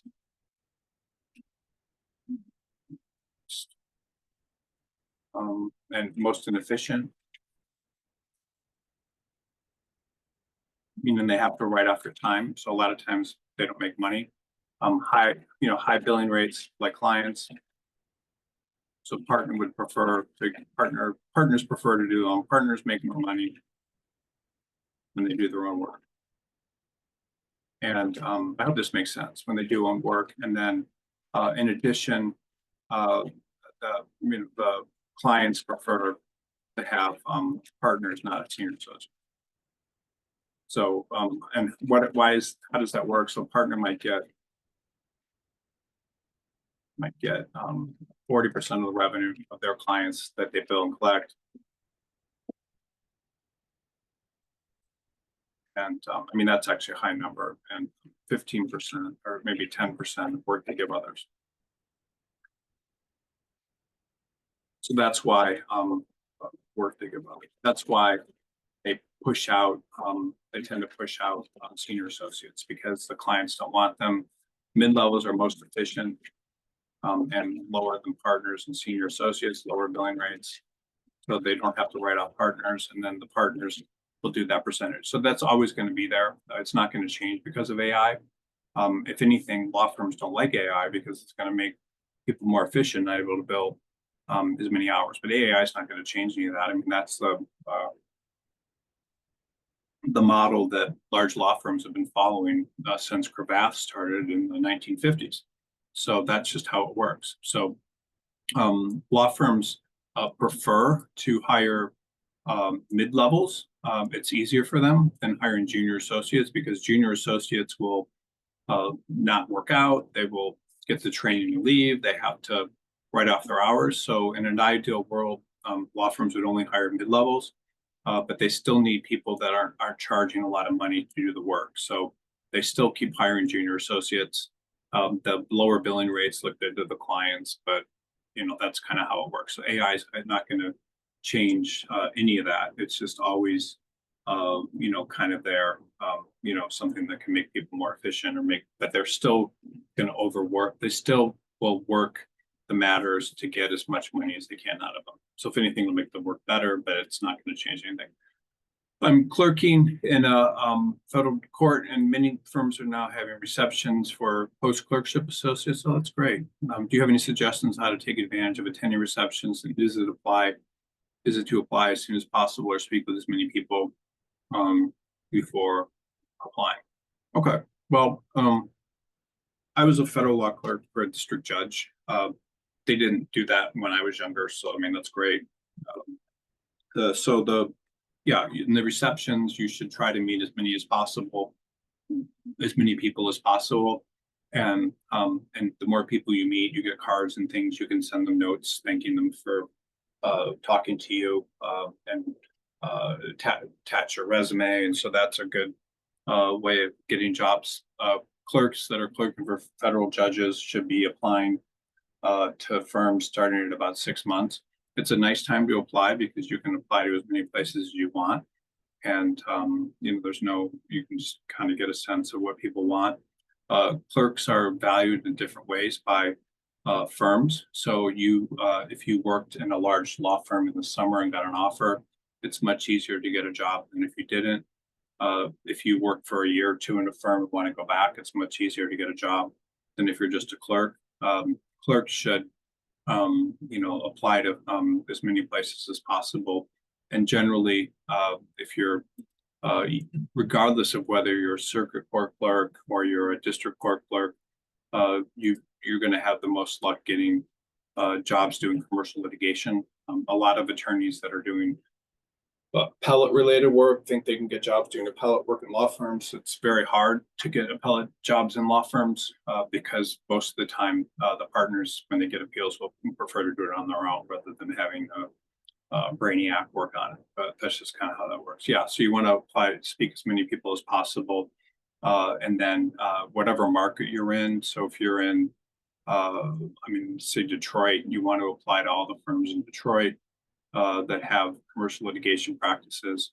And you, as a clerk, you should be applying to firms regardless of whether or not they have openings. So that means you just don't care. Like you typically won't apply to a firm with an opening because a firm with an opening wants to hire someone immediately. So why would you be applying there thinking you're going to get a job? Your best option is you would want to apply to those firms, but you don't necessarily want to apply right after, you know, in response to a job. There are also law firms that have a lot of federal law clerks in them. So whatever city you're in, you should research what firms seem to really like clerks. Some firms think they're great, other firms don't care. So it just, you know, it doesn't matter. I remember when I was working in like a large New York law firm that's no longer around called Reed and Priest during my I think it was my second summer. I was working there as a summer associate, and I had this clerkship already lined up. And I was talking to partners there about it, and they were like, you know, clerkships are stupid because, you know, if you start off at like Skadden or whatever, or their firm at the time, that was very good, well regarded. You know, why would you, you know, go to a job that, you know, pays, you know, 1/3 of what you would make in a large law firm, and you're going to get more training doing that in addition. So that's kind of how some big firms think about it. But other firms love clerks because they have clerks and things. And so that's you know, what you should do. You can also, as a clerk, apply to a lot of markets. So when I actually got fired from a clerkship. I mean, I didn't get fired, but I was in the process of looking like I was going to get fired during this talk to Jesus call or talk to Jesus meeting. So I quit. And I quit not because my work was bad, but because back then this guy was very right wing, and I didn't agree with the judge with a lot of his decisions. But I applied to firms in Los Angeles, even though I'd actually never even been to California, and got a bunch of interviews. So that's the nice thing about clerking is you can apply to a lot of markets and often you know, get interest because there are law firms that like it. So yeah, but you should go to as many receptions as possible and do whatever you can to get a position. Okay, and clerkships are fun, but sometimes you'll find that you know, that it's very difficult to get a job in whatever market you're in. Typically, you want to apply to firms in the market that you're clerking in, or where you were a summer associate, if you were. If not, you can do a national search. And that's a mistake that a lot of clerks make. I see clerks all the time that finish their clerkship and have been unemployed for 6 months, and they're just not doing like the aggressive type of job search that I recommend. Okay, suggestions for candidates who are casually looking through informational interviews and networking opportunities. Um, and what are the best ways to move forward with a formal interview process? Some contacts would just send your resume to HR and won't do much. Yeah, so that's actually an interesting point. So in most major law firms that where you would network or something with a partner, like they have like no say in who the firm hires. Like they might have a little bit of say, but it's really the HR department that decides that. So I had this thing happen where I was very embarrassed about it. I was from Detroit, and my girlfriend uh, was best friends with a woman or girl, I guess, whose dad was a partner in Dyke & Magassa, which is one of the largest law firms in Detroit. And so I wrote him this long letter, like telling him how great I was and that I would contact him during the break. And so, and I'd met him before. I didn't have a relationship with him, but I'd met him, and I was under the impression, because I networked with him, that he would be interested in me. Well, first of all, the letter I wrote was just ridiculous. I should have asked him for an informational interview. I shouldn't have asked him right off for employment. But I sent him this letter, which is completely embarrassing. I mean, it was like 5 pages long. And anyway, so I called him right after, like a December 26th or something. And literally the day after Christmas, picked up the phone. And I was like, hi, I sent you this letter. I was calling you about it. And he was very cold, and he just said, I sent it to the HR department. And that's really a lot of times what happens. Like, the partners that you may network with or know don't really, especially at large law firms, have no say. They have very little say in who's hired. And this guy was like contact the HR department. So when you're casually looking, like through informational interviews, obviously people know that you're interested in the job. If you're networking, people know that you're interested in the job. So all you're doing is putting yourself on the radar. Informational interviews, if they like you, they will try to get you hired, or they will often make suggestions of places that you could apply, or other attorneys that they know. And so that could be very helpful. But yeah, typically you never want to ask someone for a job. You want to ask for an informational interview. That you have to realize that the HR department is in charge of hiring. So what does that mean? That means that a lot of law firms, they run like formal businesses. They will have a meeting and say, we have a gap in this practice area. We need people. Work's not getting done. This partner's really needs help. And they will formally, I'm sure you notice this if you go to large law firm websites, they will have all their different jobs. And those have been screened and are being promoted, and they're hiring in response to like these formal HR decisions. And so that's how it works. So you need to many times go that way, and you can't get formally interviewed unless the HR people have something. But the big piece of advice that I also would tell you is more than 50% of jobs are filled not with a recruiter, through informal network. So formal network. So that it's incredibly important to get jobs. People that know you, etc.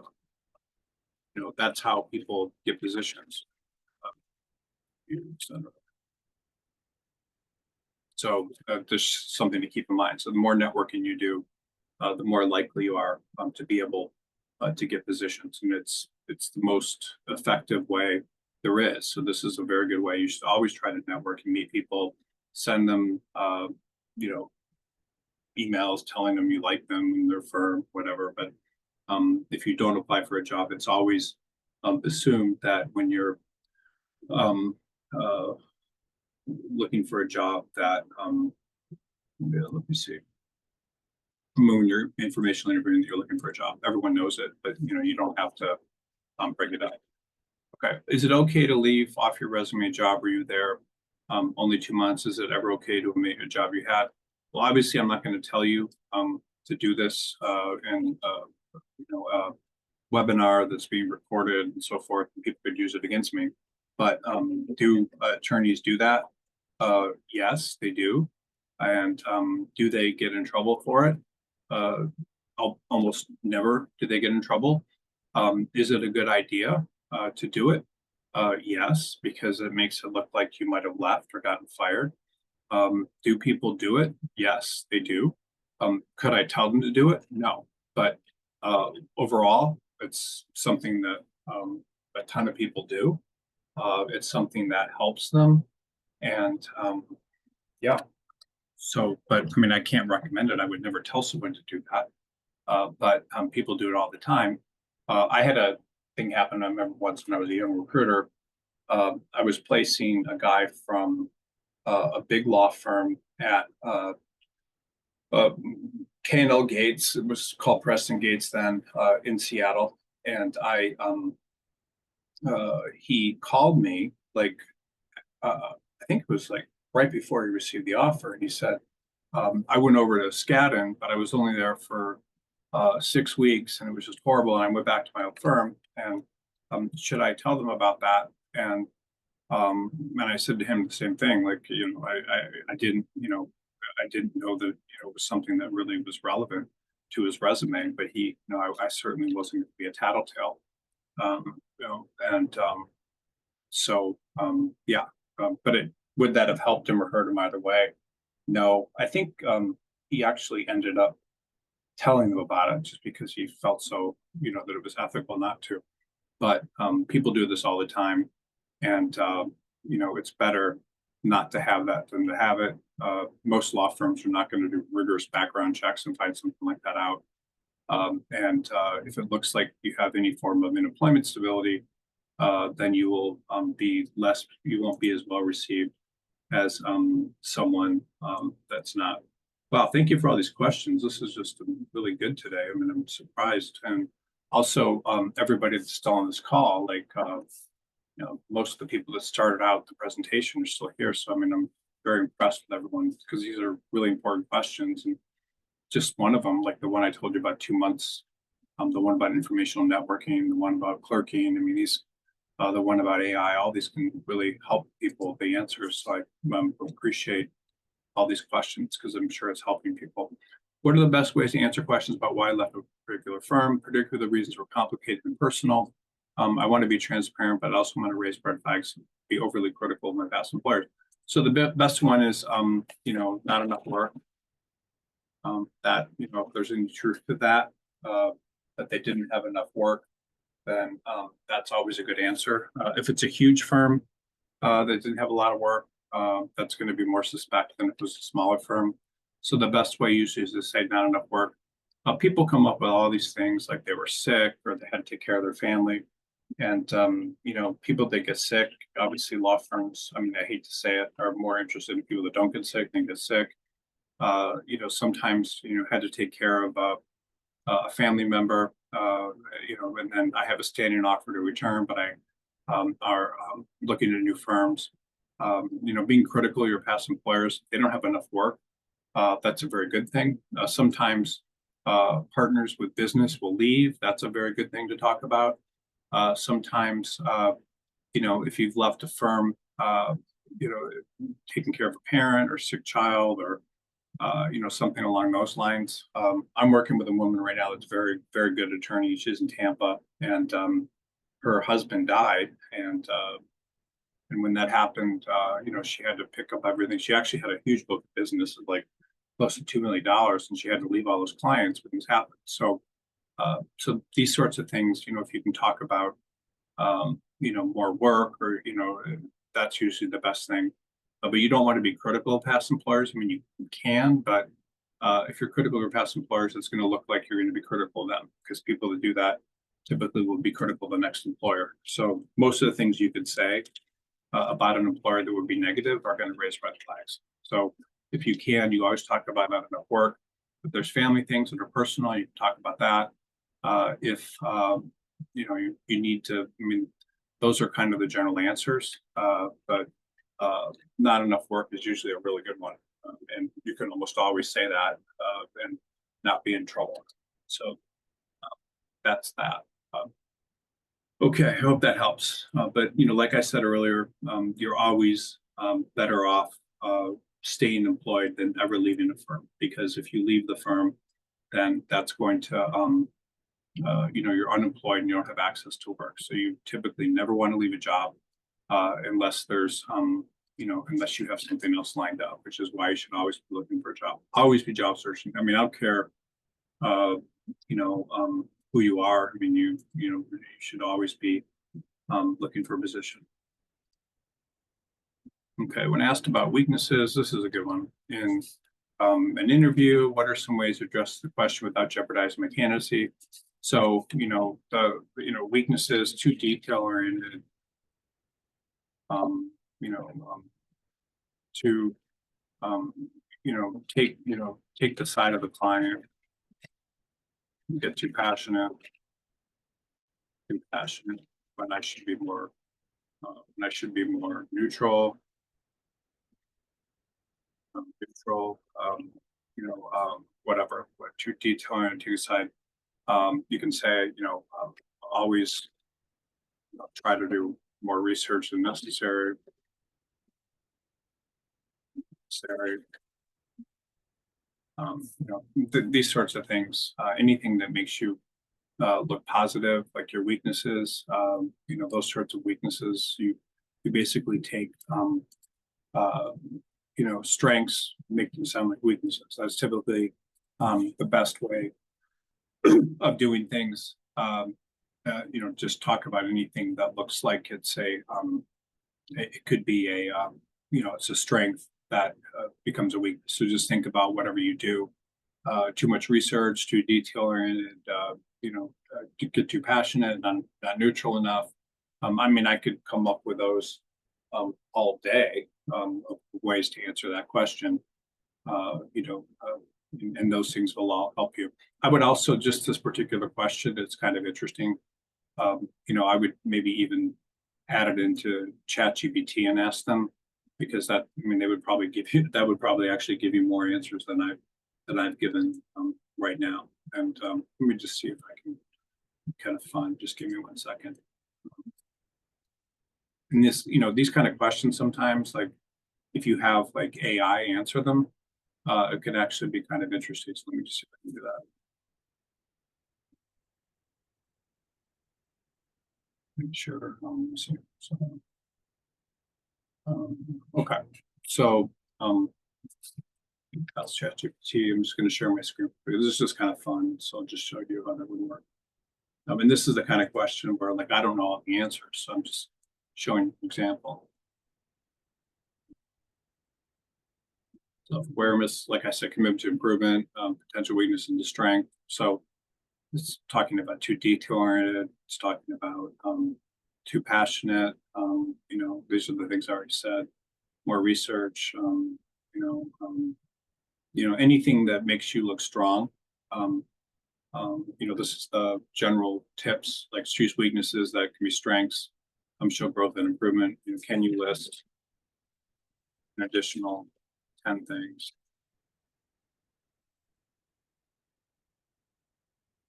And you get more, for example. So difficulty delegating, that's self-critical is a good one. Speak up in large groups isn't good. Work-life balance isn't good. Stressed by tight lines, not good. I'm reluctant to say no, that's not good. Ambiguity, confrontation, too focused on technical skills is good. Limited. So most of these are not good. I mean, the ones that I gave are good. So these are all. So actually, I was more right than ChatGPT, but because I asked it to do these. So these are all really good answers you can give. So anything that more research, that sort of thing, can be helpful. Let me see if I do questions. And I think we're probably almost out of questions, but I'm trying to answer everyone's questions. Okay, whew.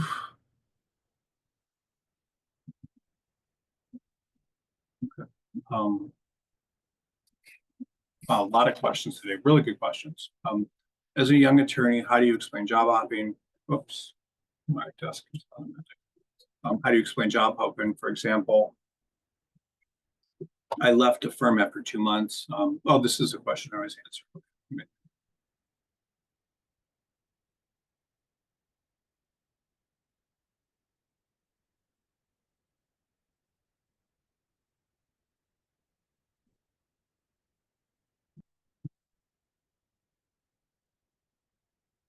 What do you mean by talking to the interviewer as you would a client? Some of us have different interview skills. It just means like if you're looking for a client, you would be very flattering to them and make them want to like you. You would be very concerned about getting business from them. You would want to make them think you're very competent. You would want to make them feel that you're extremely enthusiastic about whatever the practice, whatever the kind of work you could do. You want to make them feel like you're going to win. So John Quinn, who built from nothing a firm that was doing low-paid employment-related work to the largest litigation-only firm in the country with the best attorneys there, he would always say to clients, like, you give me this, like, I'm just totally fired up to do this. If you give me this, I will eat, sleep, and drink your case. That's what he would say to people, and it worked. So making sure that people feel like you're just incredibly enthusiastic and will do whatever it takes to help them get to where they want. That's how you would talk to a client. People have different skills and different abilities to do that, but that's really what it means. Just you are all in, and you'll do whatever the client needs, and that's the best way of interviewing it. Most associates, these days want work-life balance, but if you talk to an interviewer like that, like their client, you will be much more likely to get a job than if you approach it any other way. If you're approaching it for a client, you're going to want to tell them you can do the work that you can do. You're going to tell them you're going to do the best job you can. You're going to try to bond with them. You're going to try to make them want to give you work compared to other people that may be talking to them. You want them to think that you're dedicated and you're going to take their side and all those sorts of things. You just think like, what would you do to try to bring in a client, and you interview that way, as opposed to just kind of being there and being like, I'll do whatever you ask, I'll do the work. And you just have to, all the things I talked about, you have to seem enthusiastic. And if you do that, you will get a lot more jobs, and very few people do that. So think of the example of John Quinn, how he built a firm, and just think about, what you can do to make people want to hire you in the same way. Let me see if I have any questions. Okay, the next question is a good question. And again, if you keep asking questions, I will answer them. I think I have some sort of hard stop here.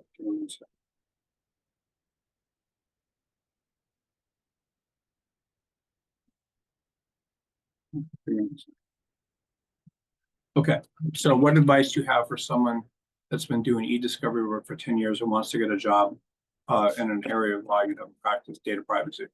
Okay, so that's a difficult transition. This is a very common question. A lot of people want to do data privacy. There was kind of a rush to try to do data privacy because there were companies like Amazon and things that were hiring young attorneys for like $300,000 a year to do data privacy in a lot of companies.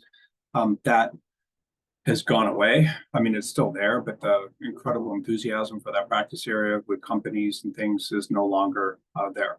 So the problem with data privacy is that is a transactional practice area that is done by law firms that are working for clients that pay a lot of money. So typically the qualifications for those jobs will be higher. If you've been doing something else for 10 years and you want to do something new, that's also very difficult because at this point you're like a senior person. You're probably not going to have the level of enthusiasm that another senior person that's already doing that wants to make partners, been trained in a large law firm. You just wouldn't be able to do that the same way. So if you haven't done that, the way to do it would be to try to find solo practitioners and other small firms you could work for that do the type of work. So you would do a search for a data privacy attorney in whatever city you're in, and then you would search for small firms and things that might hire you.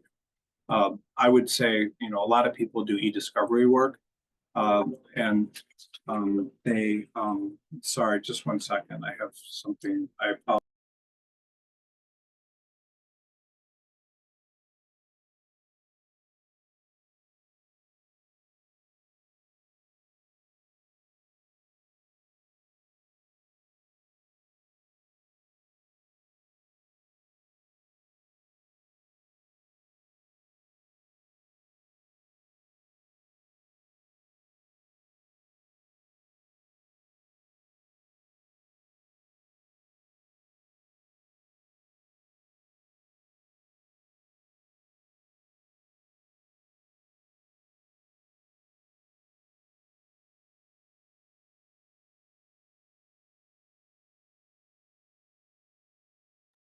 Sorry about that.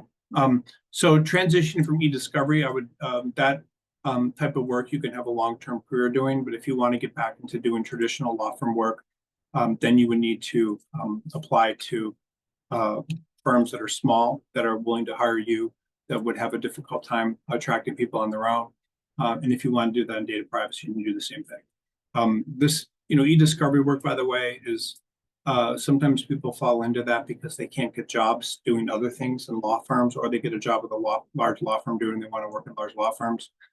If you've only been doing it for 10 or 20 years, you can certainly transition to another practice area, and it's not going to be that difficult. You just need to look at smaller firms. So apply to all the solos in whatever area you are that are doing some of that.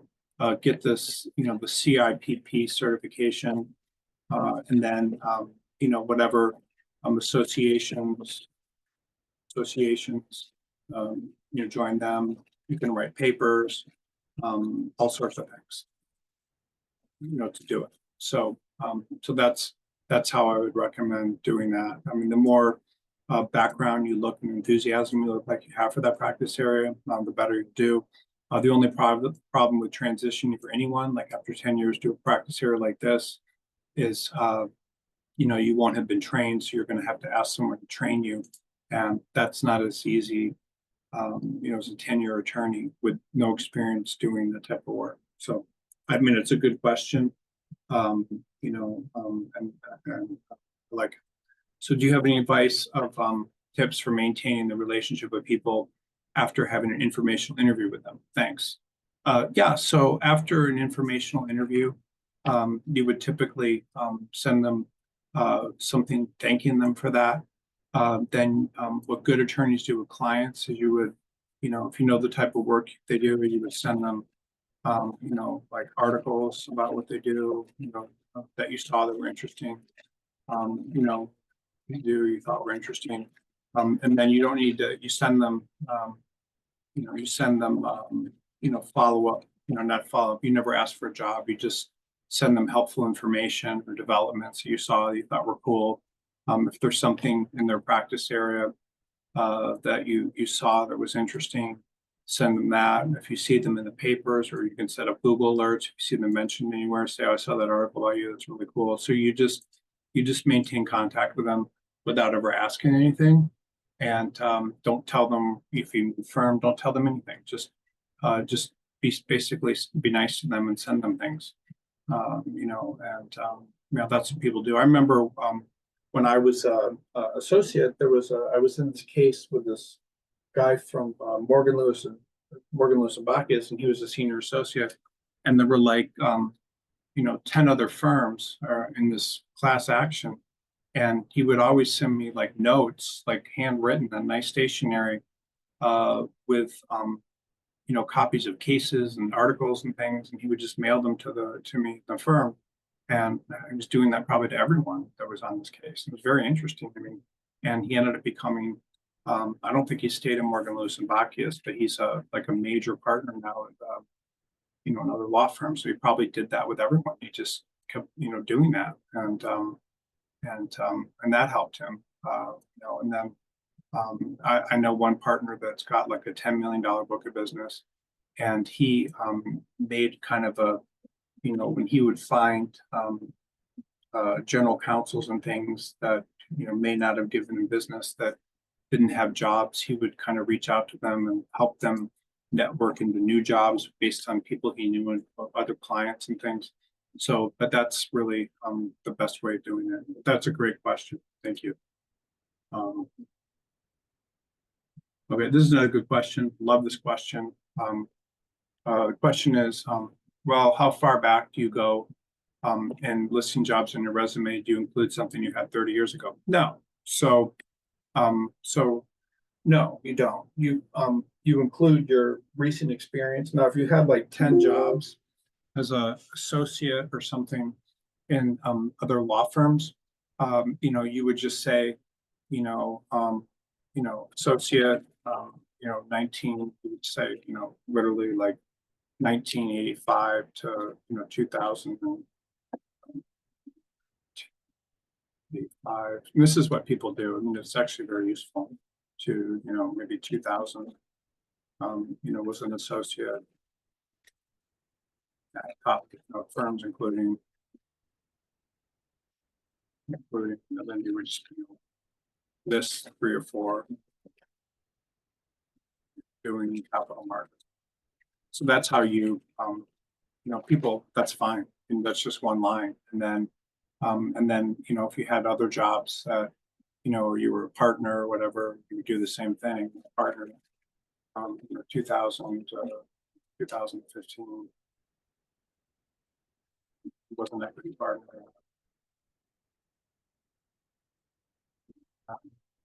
plus held partnership, held partner in house.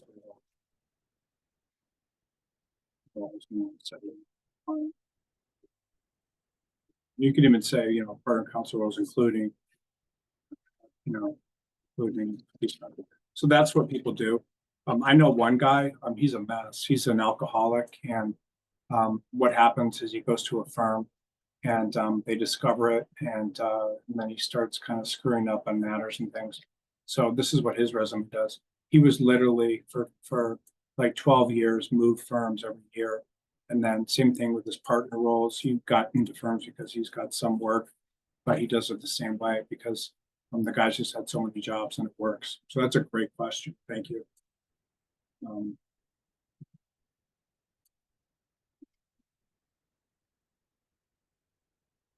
I'm just looking for questions.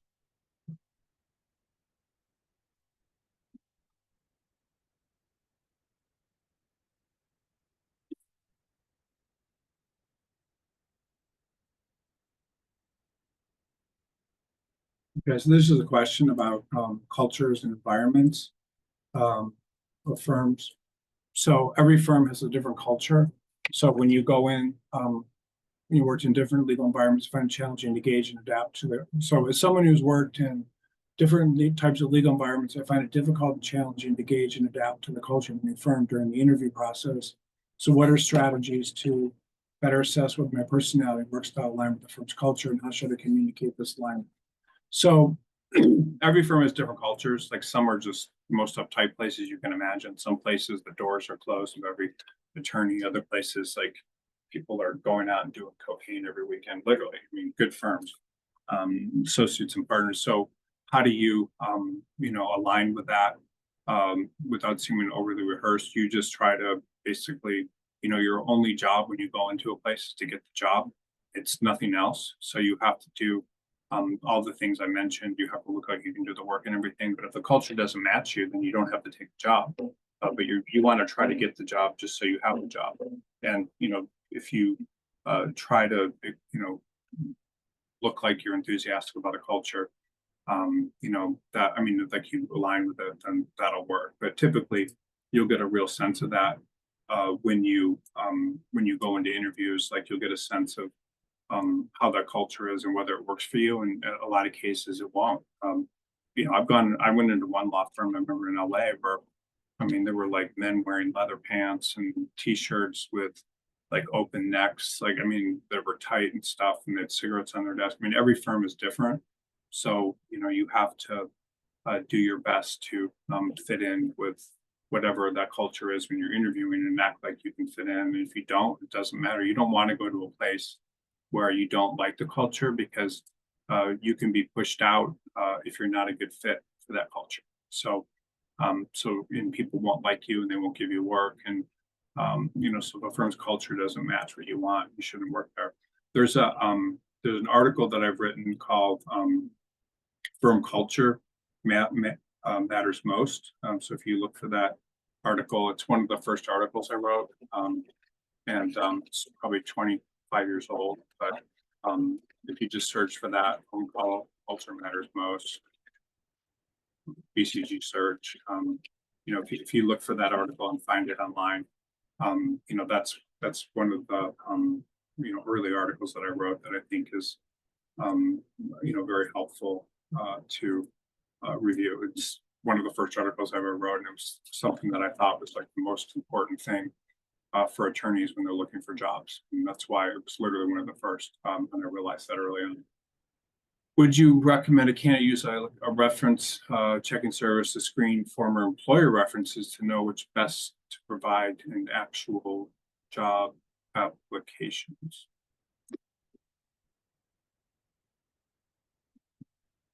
Um, oh, that's a good idea. So you use a reference checking services to see what the firm's going to say about you.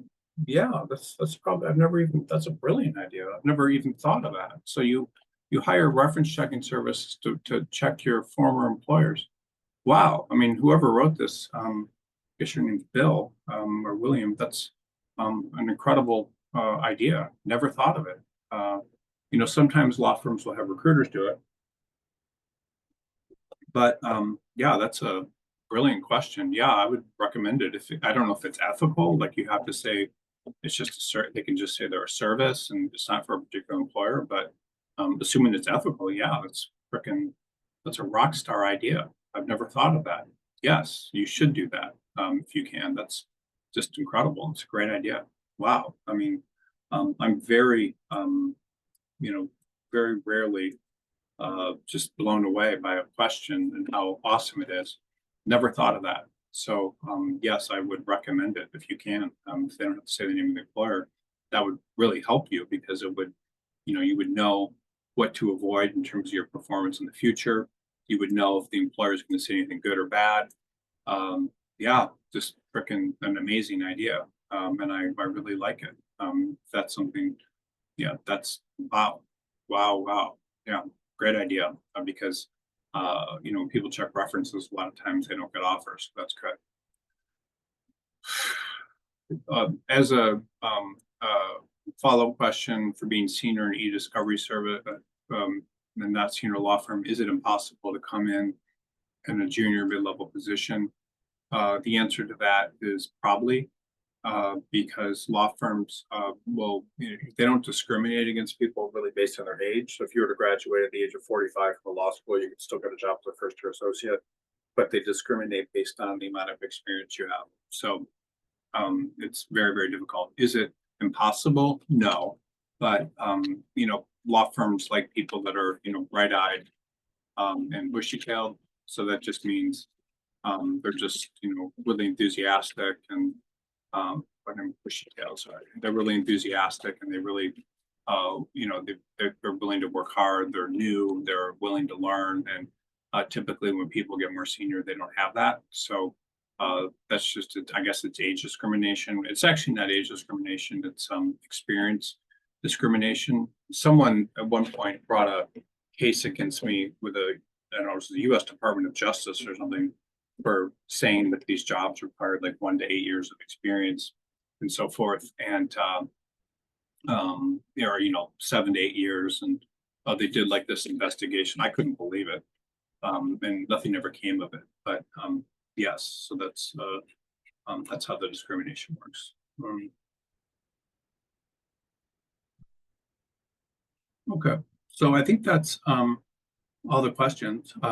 Thanks everyone for being on this webinar. I think it was a very good webinar, and we covered a lot of really important stuff. And I think everyone here probably learned a lot that could change the direction of a career. So, and I really like the questions today. And if you ask questions today, like I hope you come back and ask more next week because I always learn something from your questions and really very much appreciate it and commend you for spending so much time here today because this is a very important topic. And we learned about job search, and how to apply. We learned about how everyone should be applying to firms. We learned about what law firms are looking for when they hire. So, if you listened to what I said today and followed it and feel, then you should increase your odds of getting, jobs from interviews by at least 50%, be able to find positions and not give up. So, thank you so much, everyone. And I hope you are here next week. Thanks again.